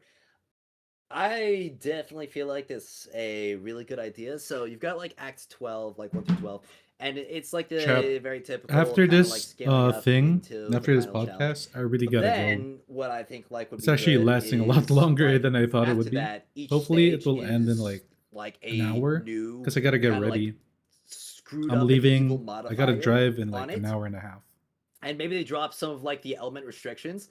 But essentially, each one is like a puzzle of like, okay, how do I like build my Yeah, team, build yeah. my wedge setup on this? But All right, and stay there's tuned also for like the rest of this, hella right? difficulty scaling on each one. So like, if I also let's won't be able say to put Act out 1 through content for the 12 next is few like days. going from 0% to like Unfortunately, 120%, you know, like but Act I will be back in like 13 2 through like days, 18 is like 120% to like 2 to 3 days. 360%. And then Act 18 to Act 20 is like going all the way up to like 800% difficulty. And that would be like, so it's like each stage is just even more intense than the last, with a different unique modifier that, you know, maybe can repeat, like maybe it interacts with the rotating modifiers in its own different ways, but it makes it like a more focused and intense challenge per stage that then gets you all of those stretch rewards I will. that we see in the shop, as well as cosmetics, like was There's mentioned just a lot before. of people there, like a lot Yeah. of people. Agreed. I don't like people. I like being solo. All right. So the main thing I gotta say was already kind of answered with this one, which was the axe, to be honest, because the only thing I can say is I took way too much time going after Act 12 and just keep going up, and it was for little to nothing. So I do need to say that if we're gonna qualify anything for in-game needs to be at least 1 through 12, 1 through 16, At something peace like in the that. beach. That has I don't have at peace. something that's decent, that's rewarding. But other than that, if I wanted to see something else that was in game, I I'm a little bit of a junkie for Naruto Blazing when that was a thing. And I want to see something like missions that we can actually do with folks that are, you bring your one character, right? You got to look for other folks who are bringing their one character. Y'all do some co-op. Y'all actually grind that out, and you get certain things for it. I miss those interactive type of game modes that you actually wanted to find other players with, and not many games have those like actions anymore. So I want something like that for this game that's actually difficult. It's kind of like the rating system that was brought up as well. I want something like that that can be a good in-game mode. That instead of it just being a HP sponge, that you have to actually take care of the mechanics. You got to know your role. You got to sit there and genuinely take time to figure out things. You can't just sit there and just bash at pretty much a dummy the entire time. I want something like that in the game. Okay. So bounty chase for me, I like it. Actually, it's pretty fun solo, especially with weaker characters since I play non-meta. It's actually pretty challenging. But then when I joined co-op, holy smokes, everybody just smoked that stage up. Like it was done. It's like done in 6 minutes or 5 minutes. So I made a deal. I made a deal with my chat. I'm gonna build i6 Randy, and I'm gonna let them Psyche mains and the Nif mains like do their thing, and I'm gonna sit on my throne next to the chest and just sit there. That's why I built i6 Randy for. So I'm just gonna sit there and let my boys do the work, and I'll just protect the chest. So bounty, good mode. I like it. It's fun. Maze honestly is pretty damn fun if you don't like grind it out the whole day. Like you do like 4 or 5 a day. It's fun to like mess around with because it's like a roguelike, right? So I do enjoy that, but then the looming thought when the time is coming soon that I have to clear out the shop, that's when it kind of scares me and that's when I don't like it. And like I said, I want letters in it. So I like the maze. I'll be honest, I like the maze. It just needs a little bit more improvements, like Fear said. Now, the theater. I put out a video. I am the biggest hater of the theater. I don't like the debuffs in general because I don't like the debuffs and I don't like the added incentive that other elements get. I understand why it's there. It's so that people are incentivized to like make other elemental teams. I get that part. So personally, I don't like theater, but as an end game for now, it's good. So what I'm basically trying to say is I will have some faith in them and just wait for them and let them cook, and maybe we'll get better content, better end game in 1.1 because they did mention that they're adding PvP and PvE modes on 1.1 as well as the new wedges to grind. I am hopeful with the game and call it cope or whatever, but I think it will be fine when it comes to endgame. The endgame right now is acceptable. It's good. It's fine. I'll do it. I'll play it. What I'm really enjoying is the grind and making the characters. To me, that's my end game. Like making a bad character good or decent or playable. That's like the end game for me. Making the builds. So yeah, better rewards. You guys said it already. They all need to do that stuff. I'm fine with all of that. But yeah, King Randy sitting on his throne and bounty chase. Expect it every day, chat. Every day. You guys got to turn up. I'm just gonna sit there. All right, that's it. That's all. That's all my takes for it. Okay. The next topic, I think we've talked about it, so it's I'm just gonna say a couple things, and if anybody wants to add anything, we can. But it's monetization. What can the devs do to get more money while keeping their free to play, formula they got going on? To me, it's quite simple. More cosmetics, right? Bundles, color palettes, and that's pretty much it. What do you guys think? What else do you think they could do?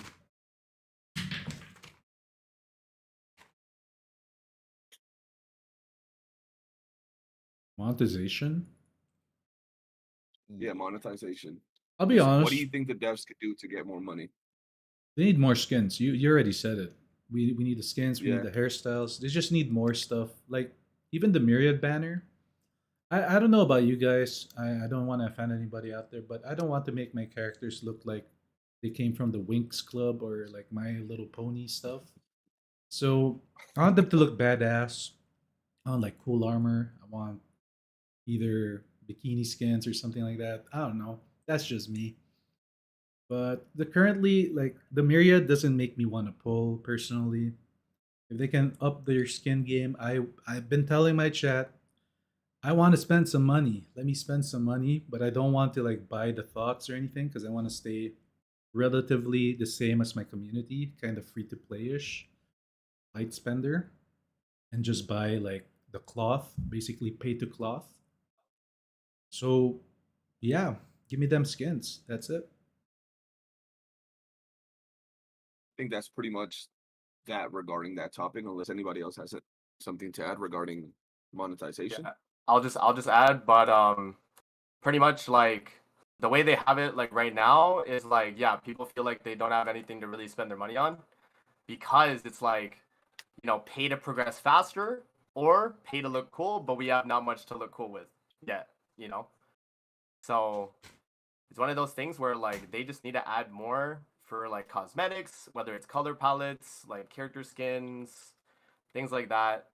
And then yeah, for like progression, maybe boosters instead of like commission manuals. Give me like the way Warframe has it, where like I get a 1 day resource drop chance increase, and it lasts like 1 day. So I'm incentivized like, okay, that 1 day I'm just gonna farm as much as I can, and then the booster runs out, right? They could do that. Character attacks, yeah. Yeah. I mean, other than that, I think like yeah, Audio just special be, like effects. ways to like That's better. try and get people to spend. Because right now it's really just battle pass, monthly pass, and that's about it. Yep. That's I think the only thing I've bought personally. So That's it, yeah. yeah. So The Mission lightsaber is cool. announcer bundles. Mission announcer bundles. true. Oh. Replace what's her name? Snow- Replace Oh, Snow. yeah. Okay, Snow give Snow. us mission announcer.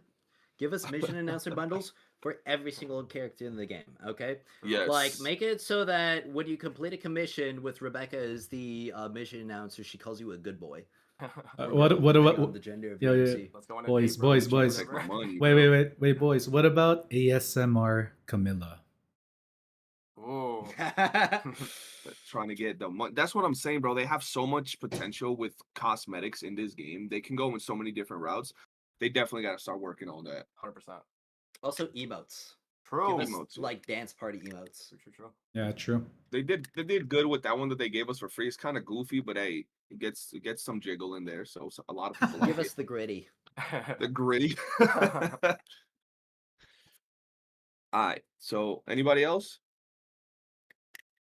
No? We're good. Okay, cool. So the next one, I think it's interesting. We'll all have, I'm pretty sure, the same take. What is your first impression? I mean, we've tested more now, but what is your impressions on Fina and her kit and how she impacted the game? I love her. Broken.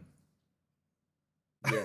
Same. Yeah, she's kind of busted as a support, but honestly, we kind of also need that. Yep. It definitely feels really nice to have like a general use support that is just good on everybody and is also very consistent, but also does have like certain things about her, like the fact that she doesn't provide any sustain. Nope. It's just pure damage. When a lot of the other supports also provide like CC, sustain, so on and so forth. So like right now, since we don't really have a use for a lot of sustain and CC, that definitely makes her a lot stronger. However, when we do get into a scenario where sustain and CC will definitely be more necessary, like increased difficulty, then you get run into some situations like, okay, do I need to play the healing? Like, do I need more healing? Or can I do the glass cannon build stuff? And the other thing that I like about her is that she still technically has a niche because she will only buff weapon damage and constance weapon damage users the most. And even among like the constance weapon users, two of them aren't going to be getting as much of a buff from her, like Lin and Psyche, because a bunch of their damage comes from their ability procs rather than their weapon damage, compared to another character like Berenica, who leverages that buff significantly more. She's awesome, bro. Like, she turned on the weapons. She basically turned on weapons. In my opinion, she turned it on. Mhm. So, W Fina. And that's why I think, like, Yeah. in the future patches, it's like I said, like 1.1 will be the era of weapons. I feel like.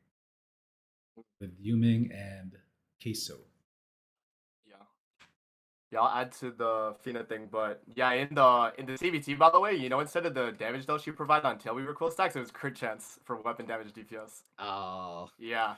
So like they definitely like, I feel like what they decided to do was make her a little bit more generalistic once they did for launch for her, because like in the beta she was like strictly like weapon damage was like her main thing, and then you obviously had her like DOT on the ground, right? Mhm. So like but yeah, no, I'm actually glad that she is like more like that, and like Firos was saying, like no sustain is like means like, you know, for some teams you would run just like full damage and you just try not to die, and then other teams just like, maybe I don't run Fina because she doesn't really give me sustain, right? So, you know, there's that. Yeah, no, she's just insane, man. Like, she's the Avatar. She got all the elements. Yeah, I mean, I don't know what to say. She's broken. Her AI is a genius, man. Her AI is a genius. Yes, Why can't all the AIs be that good? All I gotta say about it is just big number, go Burr. That's it. She Yeah. crazy. Also, one more thing Yes. too, bro. Her weapon is crazy, bro. Like the buff it gives versus other like support Yeah. weapons. Like hello, and Yeah. bro, at max dupe, it's gonna be 180% attack. Like Like Crazy. that yeah. weapon alone is just gonna shift character like builds. literally, bro. And so like my thing is like, I hope that like in the future we get more like weapons like that like are kind of tailored to a certain character, because right now like there are some characters where like I feel like they don't even have a signature, you know what I mean? Like obviously they have like Hellfire and hers, and like, you know, like Sybil, and then like Fina has hers, and then Nightfall, but like they're like Lin, I don't even think has like a signature other than Ratchet, I guess, but as like, you know, for that, but like she doesn't have one that's like, oh, this would affect her kit and like boost it. So for future releases, bro, like we need more weapons that are like doing something for like a certain element or a certain damage type, that are synergistic with the weapon itself and like the character's kit. So yeah, but like Fina's weapon is just super busted. Don't know what they were thinking, but I mean, yeah. Gleaming, what's a Gleaming assault rifle is now Yeah. gonna be meta because of that. Oh yeah. Really? I don't know. To me, because everybody's gonna just run the assault rifle, especially if I want to run meta. Well, not meta, well, not meta, but it's just gonna be good for me personally, because my characters are weak and they're electro. So I have the electro gun. That's an assault rifle too. That gives you like 45% weapon damage. Yeah, So it's like I just use that now with like Randy or Sibi or something. that's fair. It gives me I something mean, to like personally, build towards and play with. I just find the Gleaming series to be generally less useful than a lot of the other Mhm. damage buff ones like Duel, because you generally won't need that amount of damage. Like you can clear But- mobs just fine without that, and you get more against the bosses, which But- are going to be a bit more necessary. Can for we that. we can't equip Gleaming and Duel at the same time? Well, we can, but then Oh, you're okay. like stacking a lot more damage, especially if you are talking about Fina, who's going to be providing a 45% general damage buff anyway, along with the 10% that you would get from Uplift. Well, 10 to I think 18% from Uplift.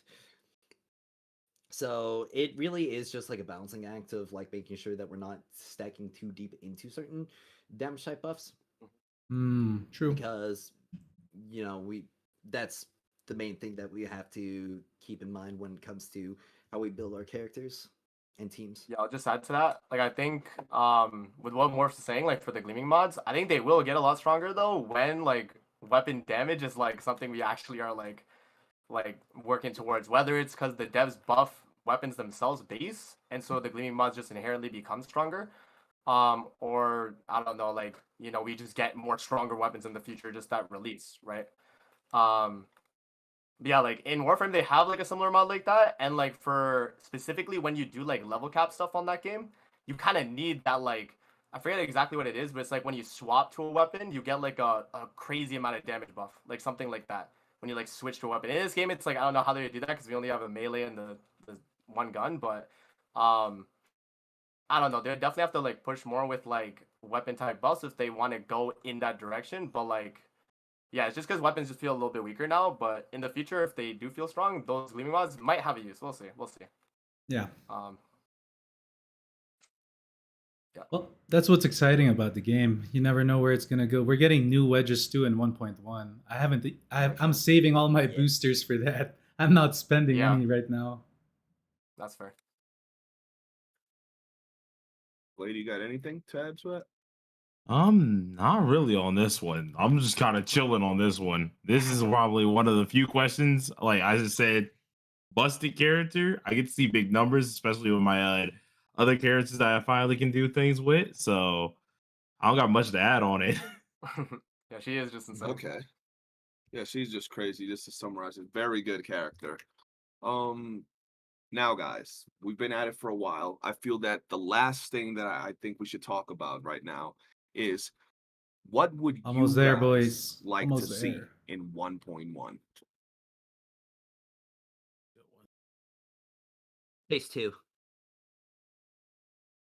Okay. What did y'all say? Chase 2. Oh, Chase 2, like another Chase. Yeah, Yeah, more chase. Yeah. Fair.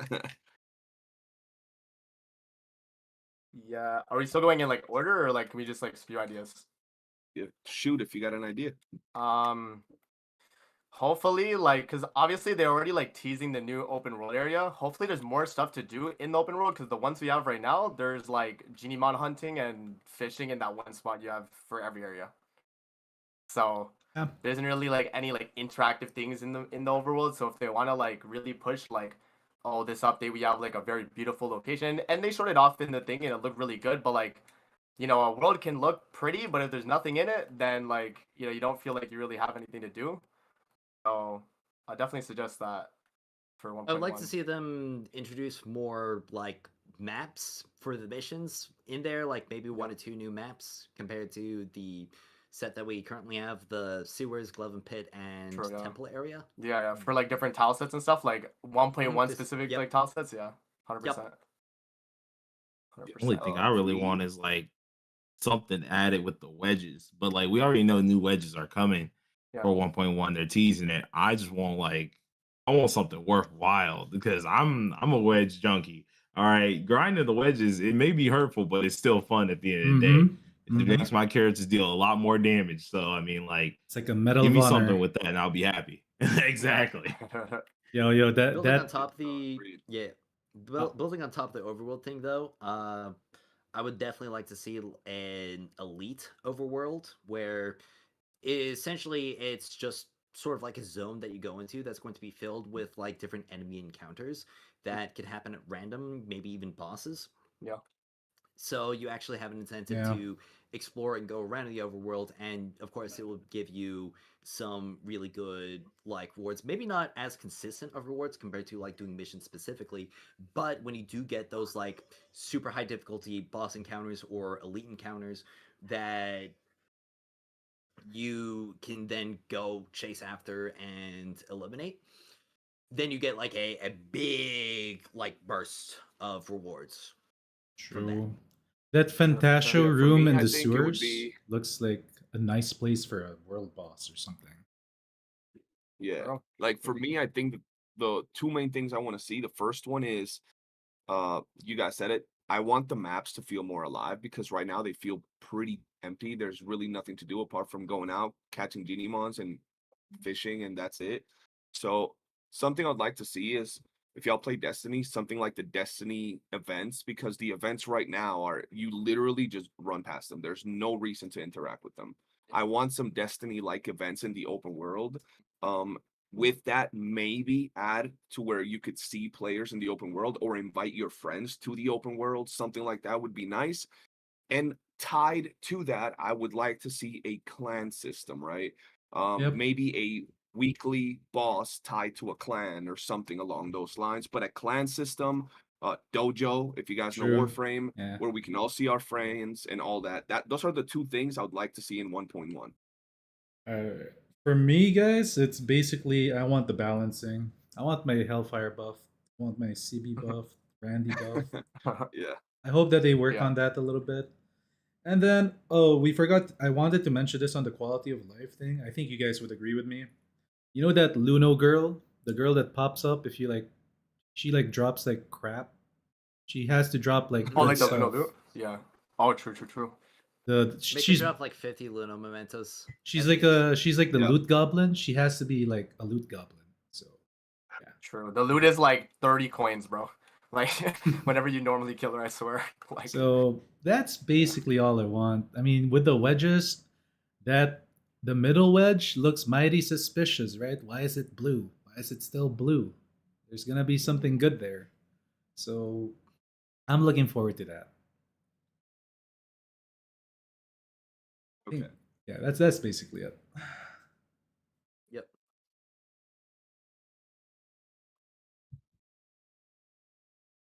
Amazing Blade. You guys got anything you'd like to Swimming pool. Oh, I already Uh, said mine. oh yeah, I get my piece. I get my piece about it. I get pretty my much piece. like the Swimming. overworld and like yeah, like just yeah, pretty much just like the overworld stuff because that's really what they're emphasizing too. 1.1 is like the look of the game looks completely different. It's like the whole new areas Yeah. like it's looking crazy. So they definitely have to push with like you know actually making the world feel lived in and like you know Yes. things I- to win it. I- The for sure. world gotta feel Can alive. can I bring up something to you guys? Like I don't know what the next topic is. I think that's the last, but what do you guys feel about the devs not kind of hyping the game up a bit? I don't see any Mm. ads for it. I don't see anything for it, honestly. Yeah, I'm What's gonna your be take completely on it? honest. I think they don't have enough money to justify like marketing it right now. And the other part is that they're probably waiting to do like a big marketing push right now because they know that the game is still kind of content light and that there are still going to be issues that are going to drive people away and cause them to churn early on. So they are going to be waiting for that kind of like 2.0 equivalent launch Yeah. to then of course like put it on Steam and make like that big push that's going to like properly bring this game out into the wider space. Yeah, That's a great it's take. definitely fair. Yeah. Yeah, it's definitely fair. I had something I had like on my mind to mention about that. I just like forgot though. So it is what it is. Alright, so I feel that we've talked about a lot of things here, and there's still so much more to talk about, but it's been really good. I do want to say thank you to each and every one of you that took time out of your day to come chat it up. You know, I know y'all got busy schedules and things to do. But thank you guys for taking the time to come hang out. You know, appreciate y'all. I want everybody that's in my chat, in my community, to check each one of these guys out. They're really cool people, great content. Be sure to check them out. And hopefully, once 1.1 drops, if things go good, which we all hope they do, we can sit back down and chat about how we feel with 1.1 and the state of the game at that point. Mm-hmm. Yeah, sure. Sounds good. All right, guys, have a great day, and I'll chat it up with y'all later. Peace. Yes, Peace sir. out, guys. That was fun, guys. Yep. Peace.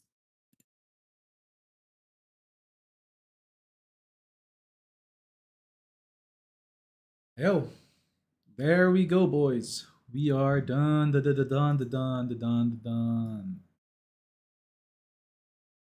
All right, so that was the boys, man. How was it? That was a pretty long one. That was like a 2-hour one. Not bad. 2-hour chat. Now more back to grinding chop chop. Actually, chat, like I gotta go get ready. That's the thing. I'm gonna sit and chat with you guys, and I wanna hear your takes on whatever you guys watch, because you're able to listen to everything. Besides how I did on my first ever podcast, talking with random people that I don't really get to talk to.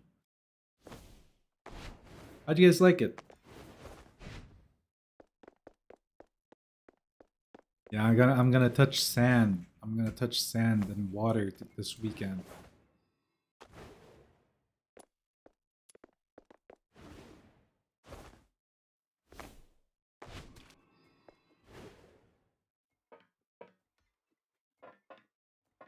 You missed it? You missed the whole thing?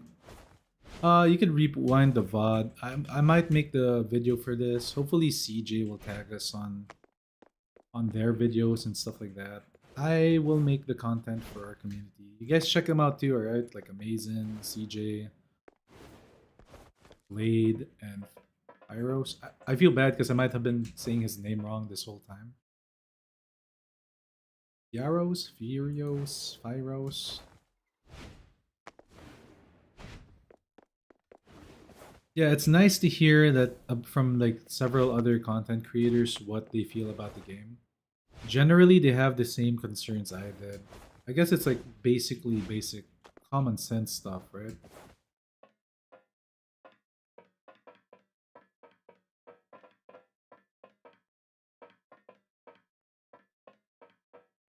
The dude in the hat? Which one? Amazing? I don't even know what they were wearing anymore. CJ, the dude with the tattoos.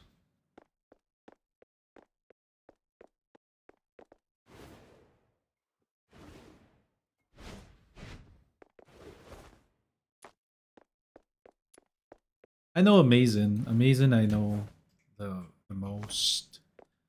And CJ. CJ is the one that approached me to make this thing happen.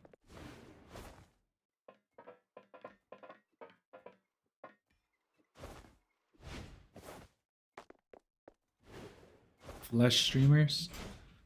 I don't know, like people in the chat of CJ were asking for me. Like they were all like, "Oh, put Morph in, put Morph in."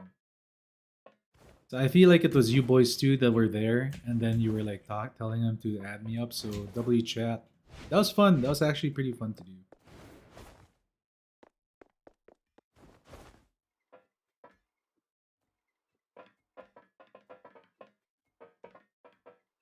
Oh, my avatar? My bad. Where we at? VTuber. Change the background to color picker. Black. The brightness. Wait, we gotta recenter the character. It's a little off-centered.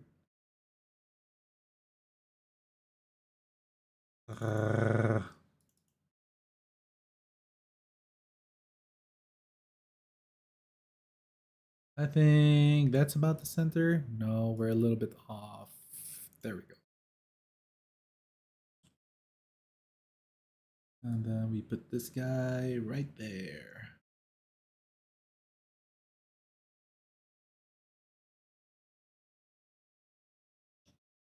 A little bit more here.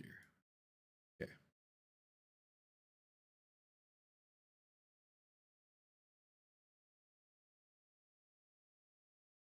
I think I was able to touch up on everything that you guys wanted mentioned on the stream. Like we talked about this the previous 2 days because I thought it was yesterday, so we were able to add everything. Forging, stuff like that. I did not know that you could cancel your forge and get whatever stuff you needed there. That's actually really good to know.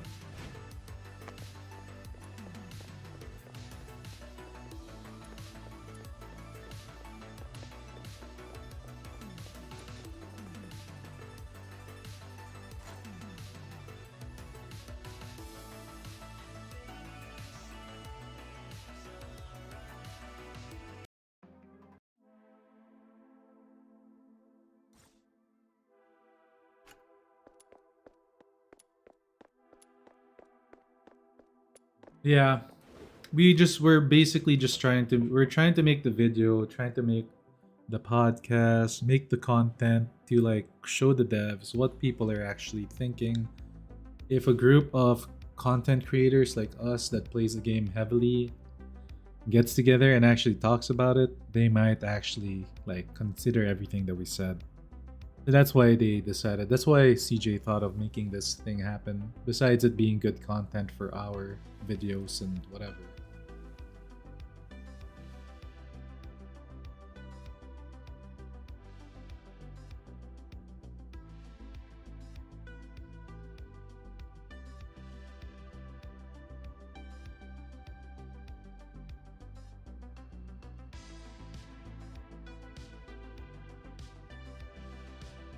What rank are you in? You have to be a certain TR level to get some Covenanters.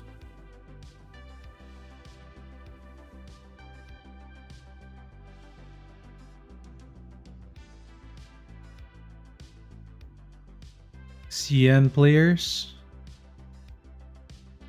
Maybe.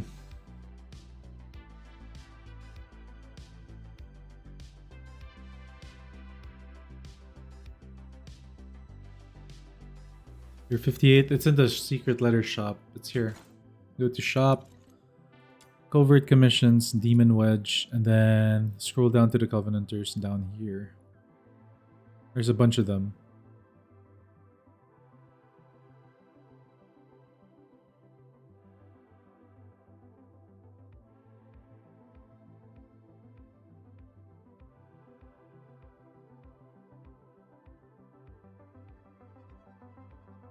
Oh no, somebody was asking about Covenanters, so I asked what level they are.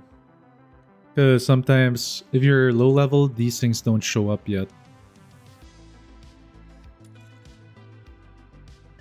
It was a good chat. It was nice to really hear from everybody.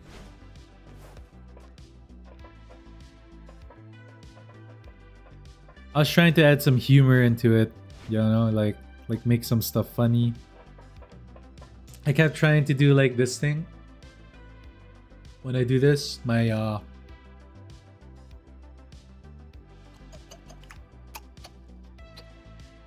to the posters. You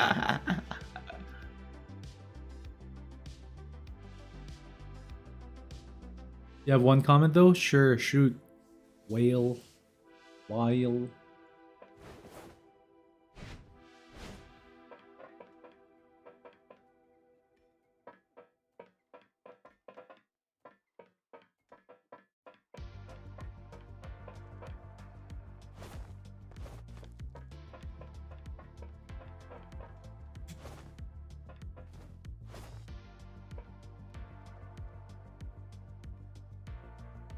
Yeah.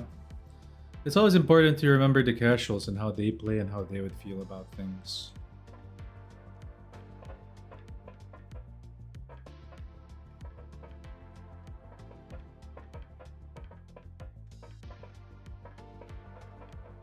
Oh, really? There's 4 of them?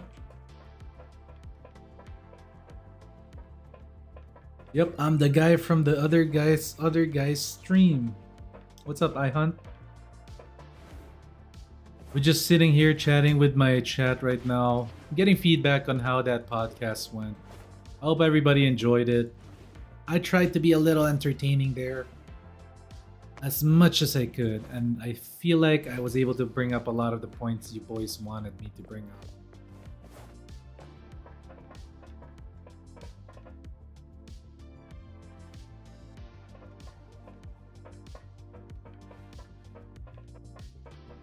Oh, really? Okay, that's good. Can you farm frugality and brutality from there, though? Wait, let me see. Let me see if I can farm it there. Because if that is the case, then that sucks. Oh.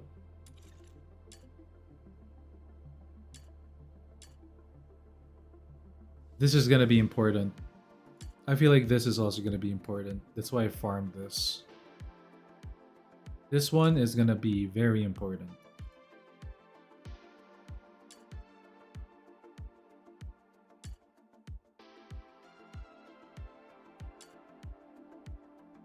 Plunging attack speed plus 50%.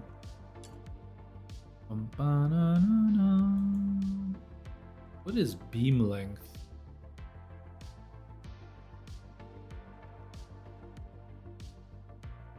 Expulsions in the commission page? Oh.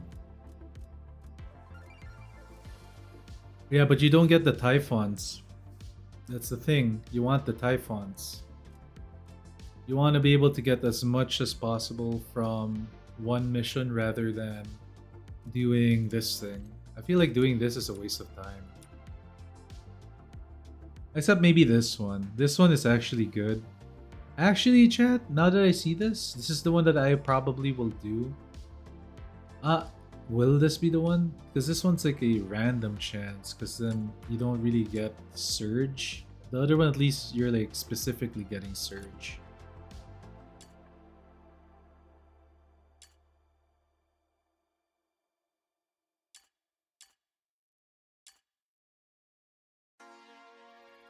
Those are useless. Wait, what do you need here? There's nothing useful here for upgrading.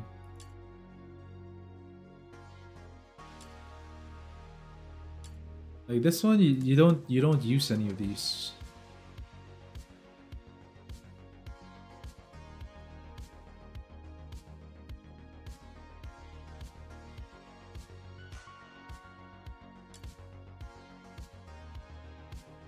In norm.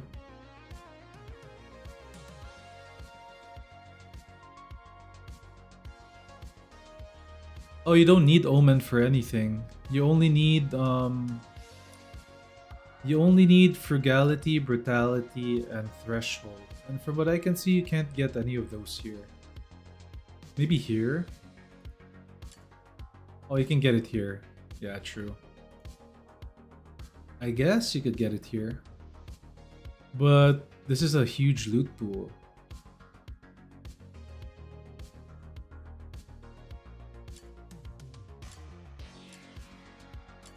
It's a pretty big pool.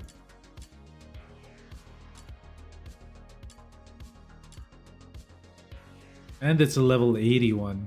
So I feel like if you're really strapped for time, I feel like the defense one's still better.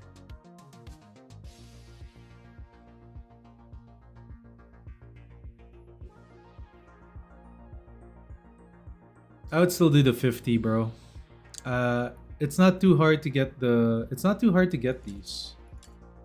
Like Brutality, it's not too hard to get this. I would just do the normal one. It's faster. Even though you have to wait a little bit, it's faster. At least the loot pool is small. Because this one you'd have to rotate.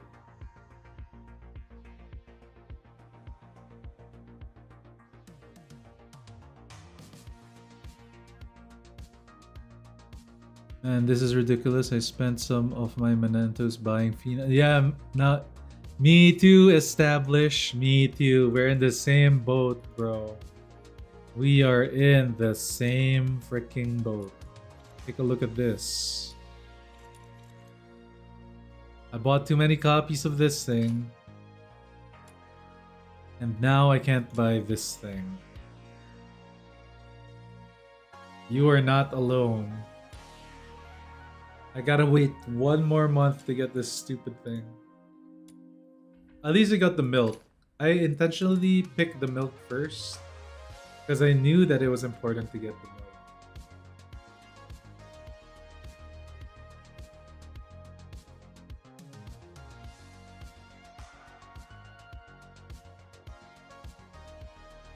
It's a good idea, Whale. It's a good idea, but I think the 50 is quicker and faster.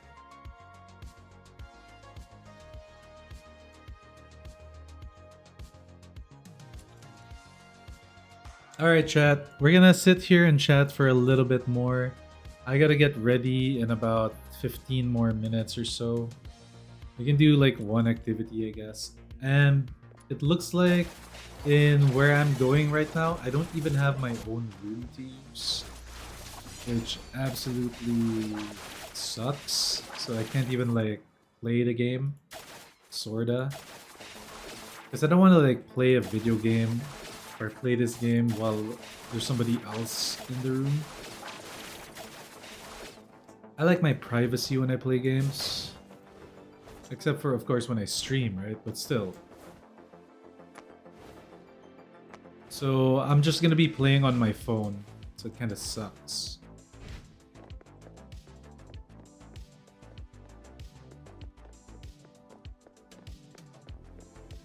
What stuff are you talking about, Linka?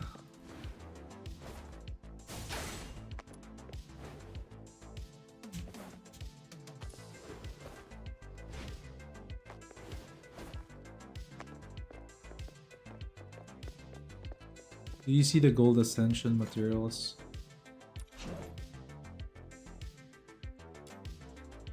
What stuff?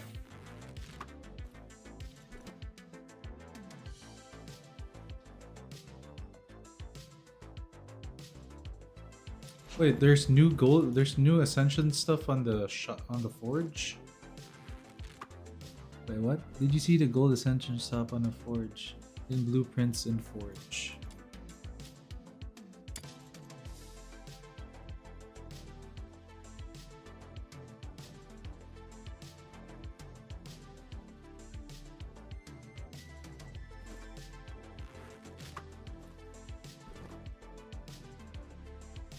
I can't goon around other people, true. What is this? Yeah, what are these things? Ayo! Is this a teaser? Oh, okay, this is gonna be the next video for today. Maybe we'll copy this, we'll do this.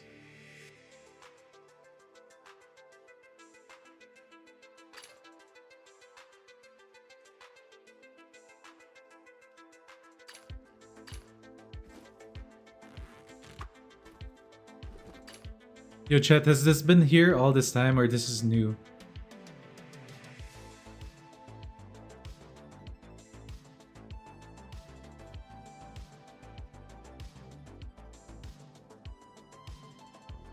What's this? Yo, these are new. What are these? Yo, these are what the hell? Okay, we're making a video on this. We're making it right now. Holy shit! All right, W whale, W whale. All right, we're doing it right now. I'm editing this thing.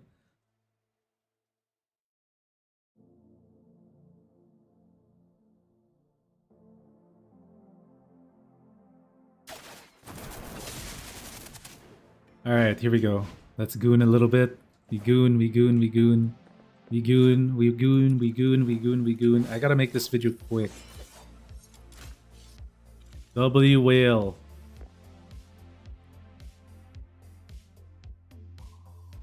Alright, here we go. Bunny, bunny, bunny, my bunny, bunny, bunny, bunny. Oh, bunny. Oh! Hey, guys! Hey, so somebody in my chat right now, shout out to Whale. Y'all know who Whale is from my community, but this dude just gave me a huge hint for this video, and it's something to get everybody excited for. Guess what?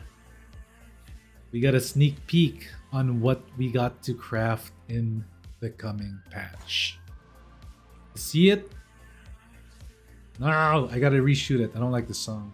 I don't like that there's lyrics to it. Alright, here we go. That's such a good take with the bunny bunny.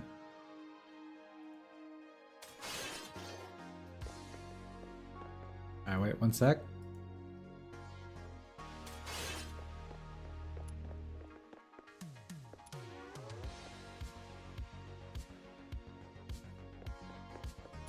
Alright, come on, come on. I get in position, girl. Oh, yeah. Okay.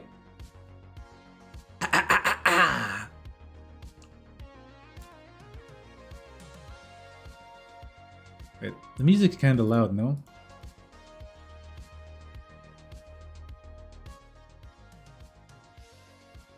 Let me redo. Let me redo. I gotta do this fast. All right. Ooh.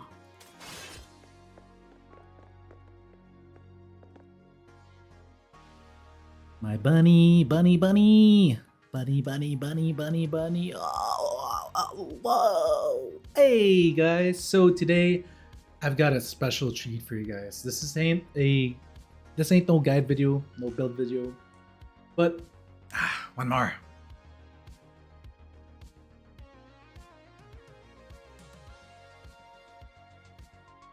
One more take. This is the Pro Gooner Morph. Ah.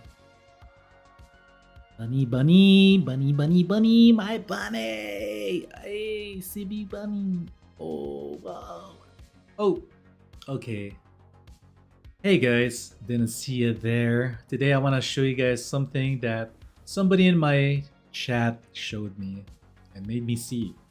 This ain't no guide video, nothing special like that, but this is a little bit of a teaser of what we have to come. This is gonna be good. Let's go. To see this teaser, all you gotta go do is go to the forge. Go to your blueprints, and if you scroll all the way down, you will find yourselves some new materials coming to the game. Umbro Ascension materials.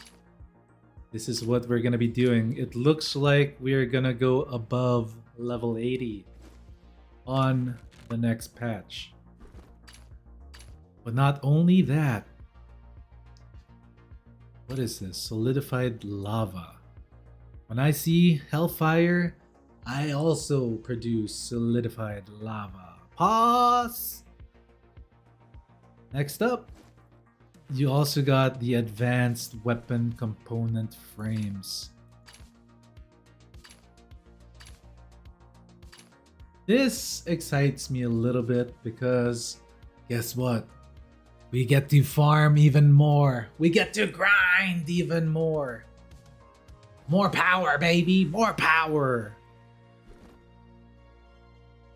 Is there anything else here? I don't know if this there, but like, what are these? I haven't noticed what these things are. These are the first time I've seen this.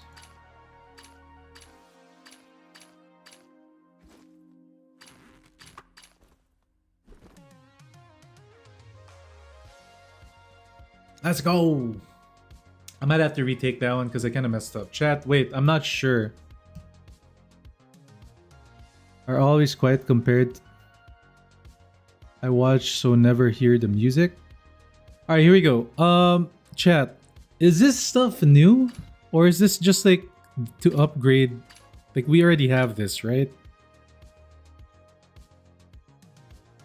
Yeah, we already have these ones. It's just the Ascension materials that are new.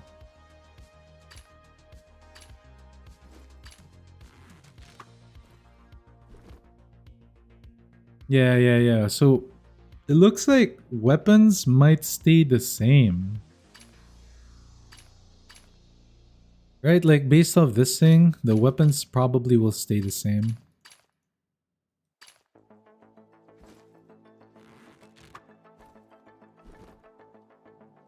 But yeah, this thing actually is new.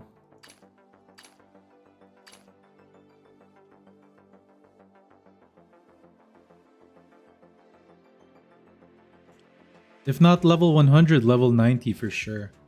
Alright, let me retake my video one last time. Sorry about this, boys. I just gotta do it. I have like 20 minutes left to make a video and then produce it so that I have some new sort of new content for when I'm out of town.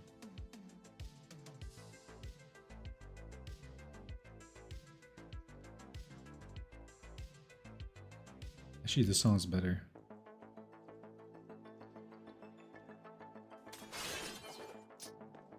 Bunny, my little bunny, bunny, bunny, bunny. Oh, my bunny. Oh. Hey guys, so I have something special for you guys. This ain't no build video. This isn't a guide video, but this is more like the game gave us a teaser type of video. Somebody in my chat, his name is Whale, pointed this out to me that if you go to the Forge and click Forge and then go to Blueprints down here, you can see for yourself that we are getting some new upgrade materials in the coming patch. Filthoid Cell Cultured Dish, Scales of Justice, Bottled Lightning, Cryo Tear Gem, Solidified Lava. I also produce Solidified Lava.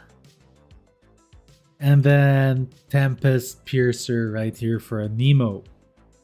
Looks like in the coming patch, we're pushing past level 80. Which means this is a good thing, guys. If you're not trial rank 64, 65 within the next month, you don't need to worry so much because I'm pretty sure that when we farm for this and when we ascend our characters yet again, it will have a massive increase to our trial rank and will push us past level 63, level 64, or 65.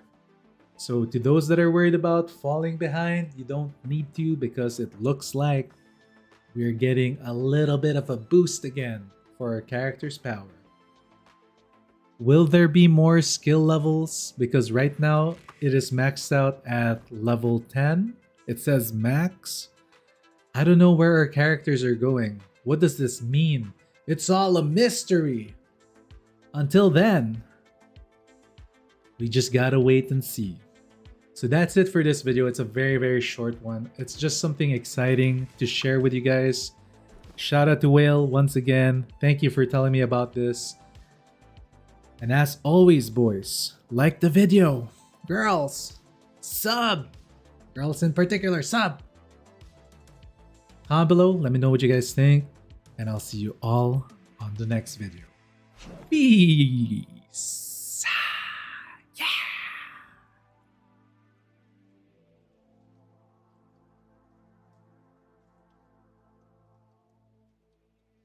All right, there we go. Something funny, funny, funny. Easy vid. Easy vid.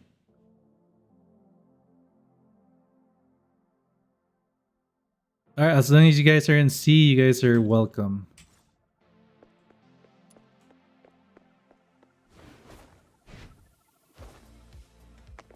I gotta take a screenshot of this thing. So that it's like an easy thumbnail for me to do. I gotta get ready, guys. Like, I have to like edit that, and then I gotta get the screenshot for it.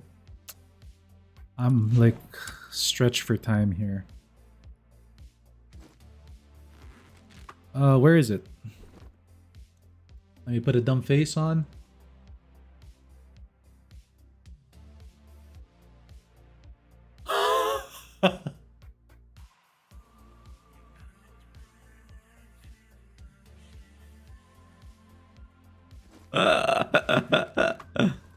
Alright, let's get the paint going.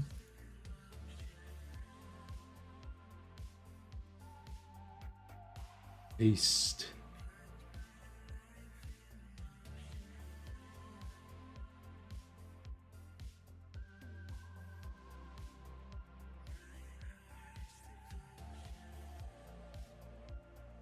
Wait, why isn't okay, no, that's fine. My VTuber model didn't show for some reason. That's okay.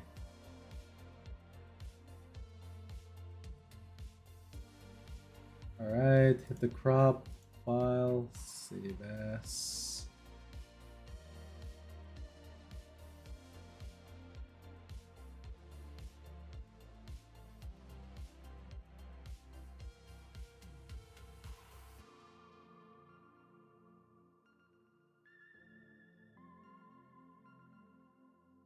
Teaser.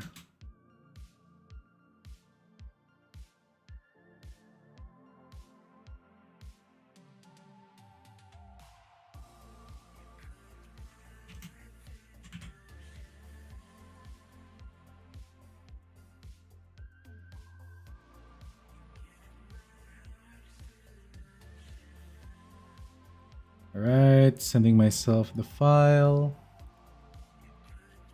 Hey guys, as much as I would love to hang out with you guys all day again, unfortunately I gotta go on my trip.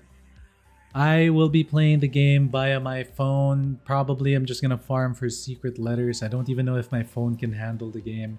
From what it looks like, it was having a hard time.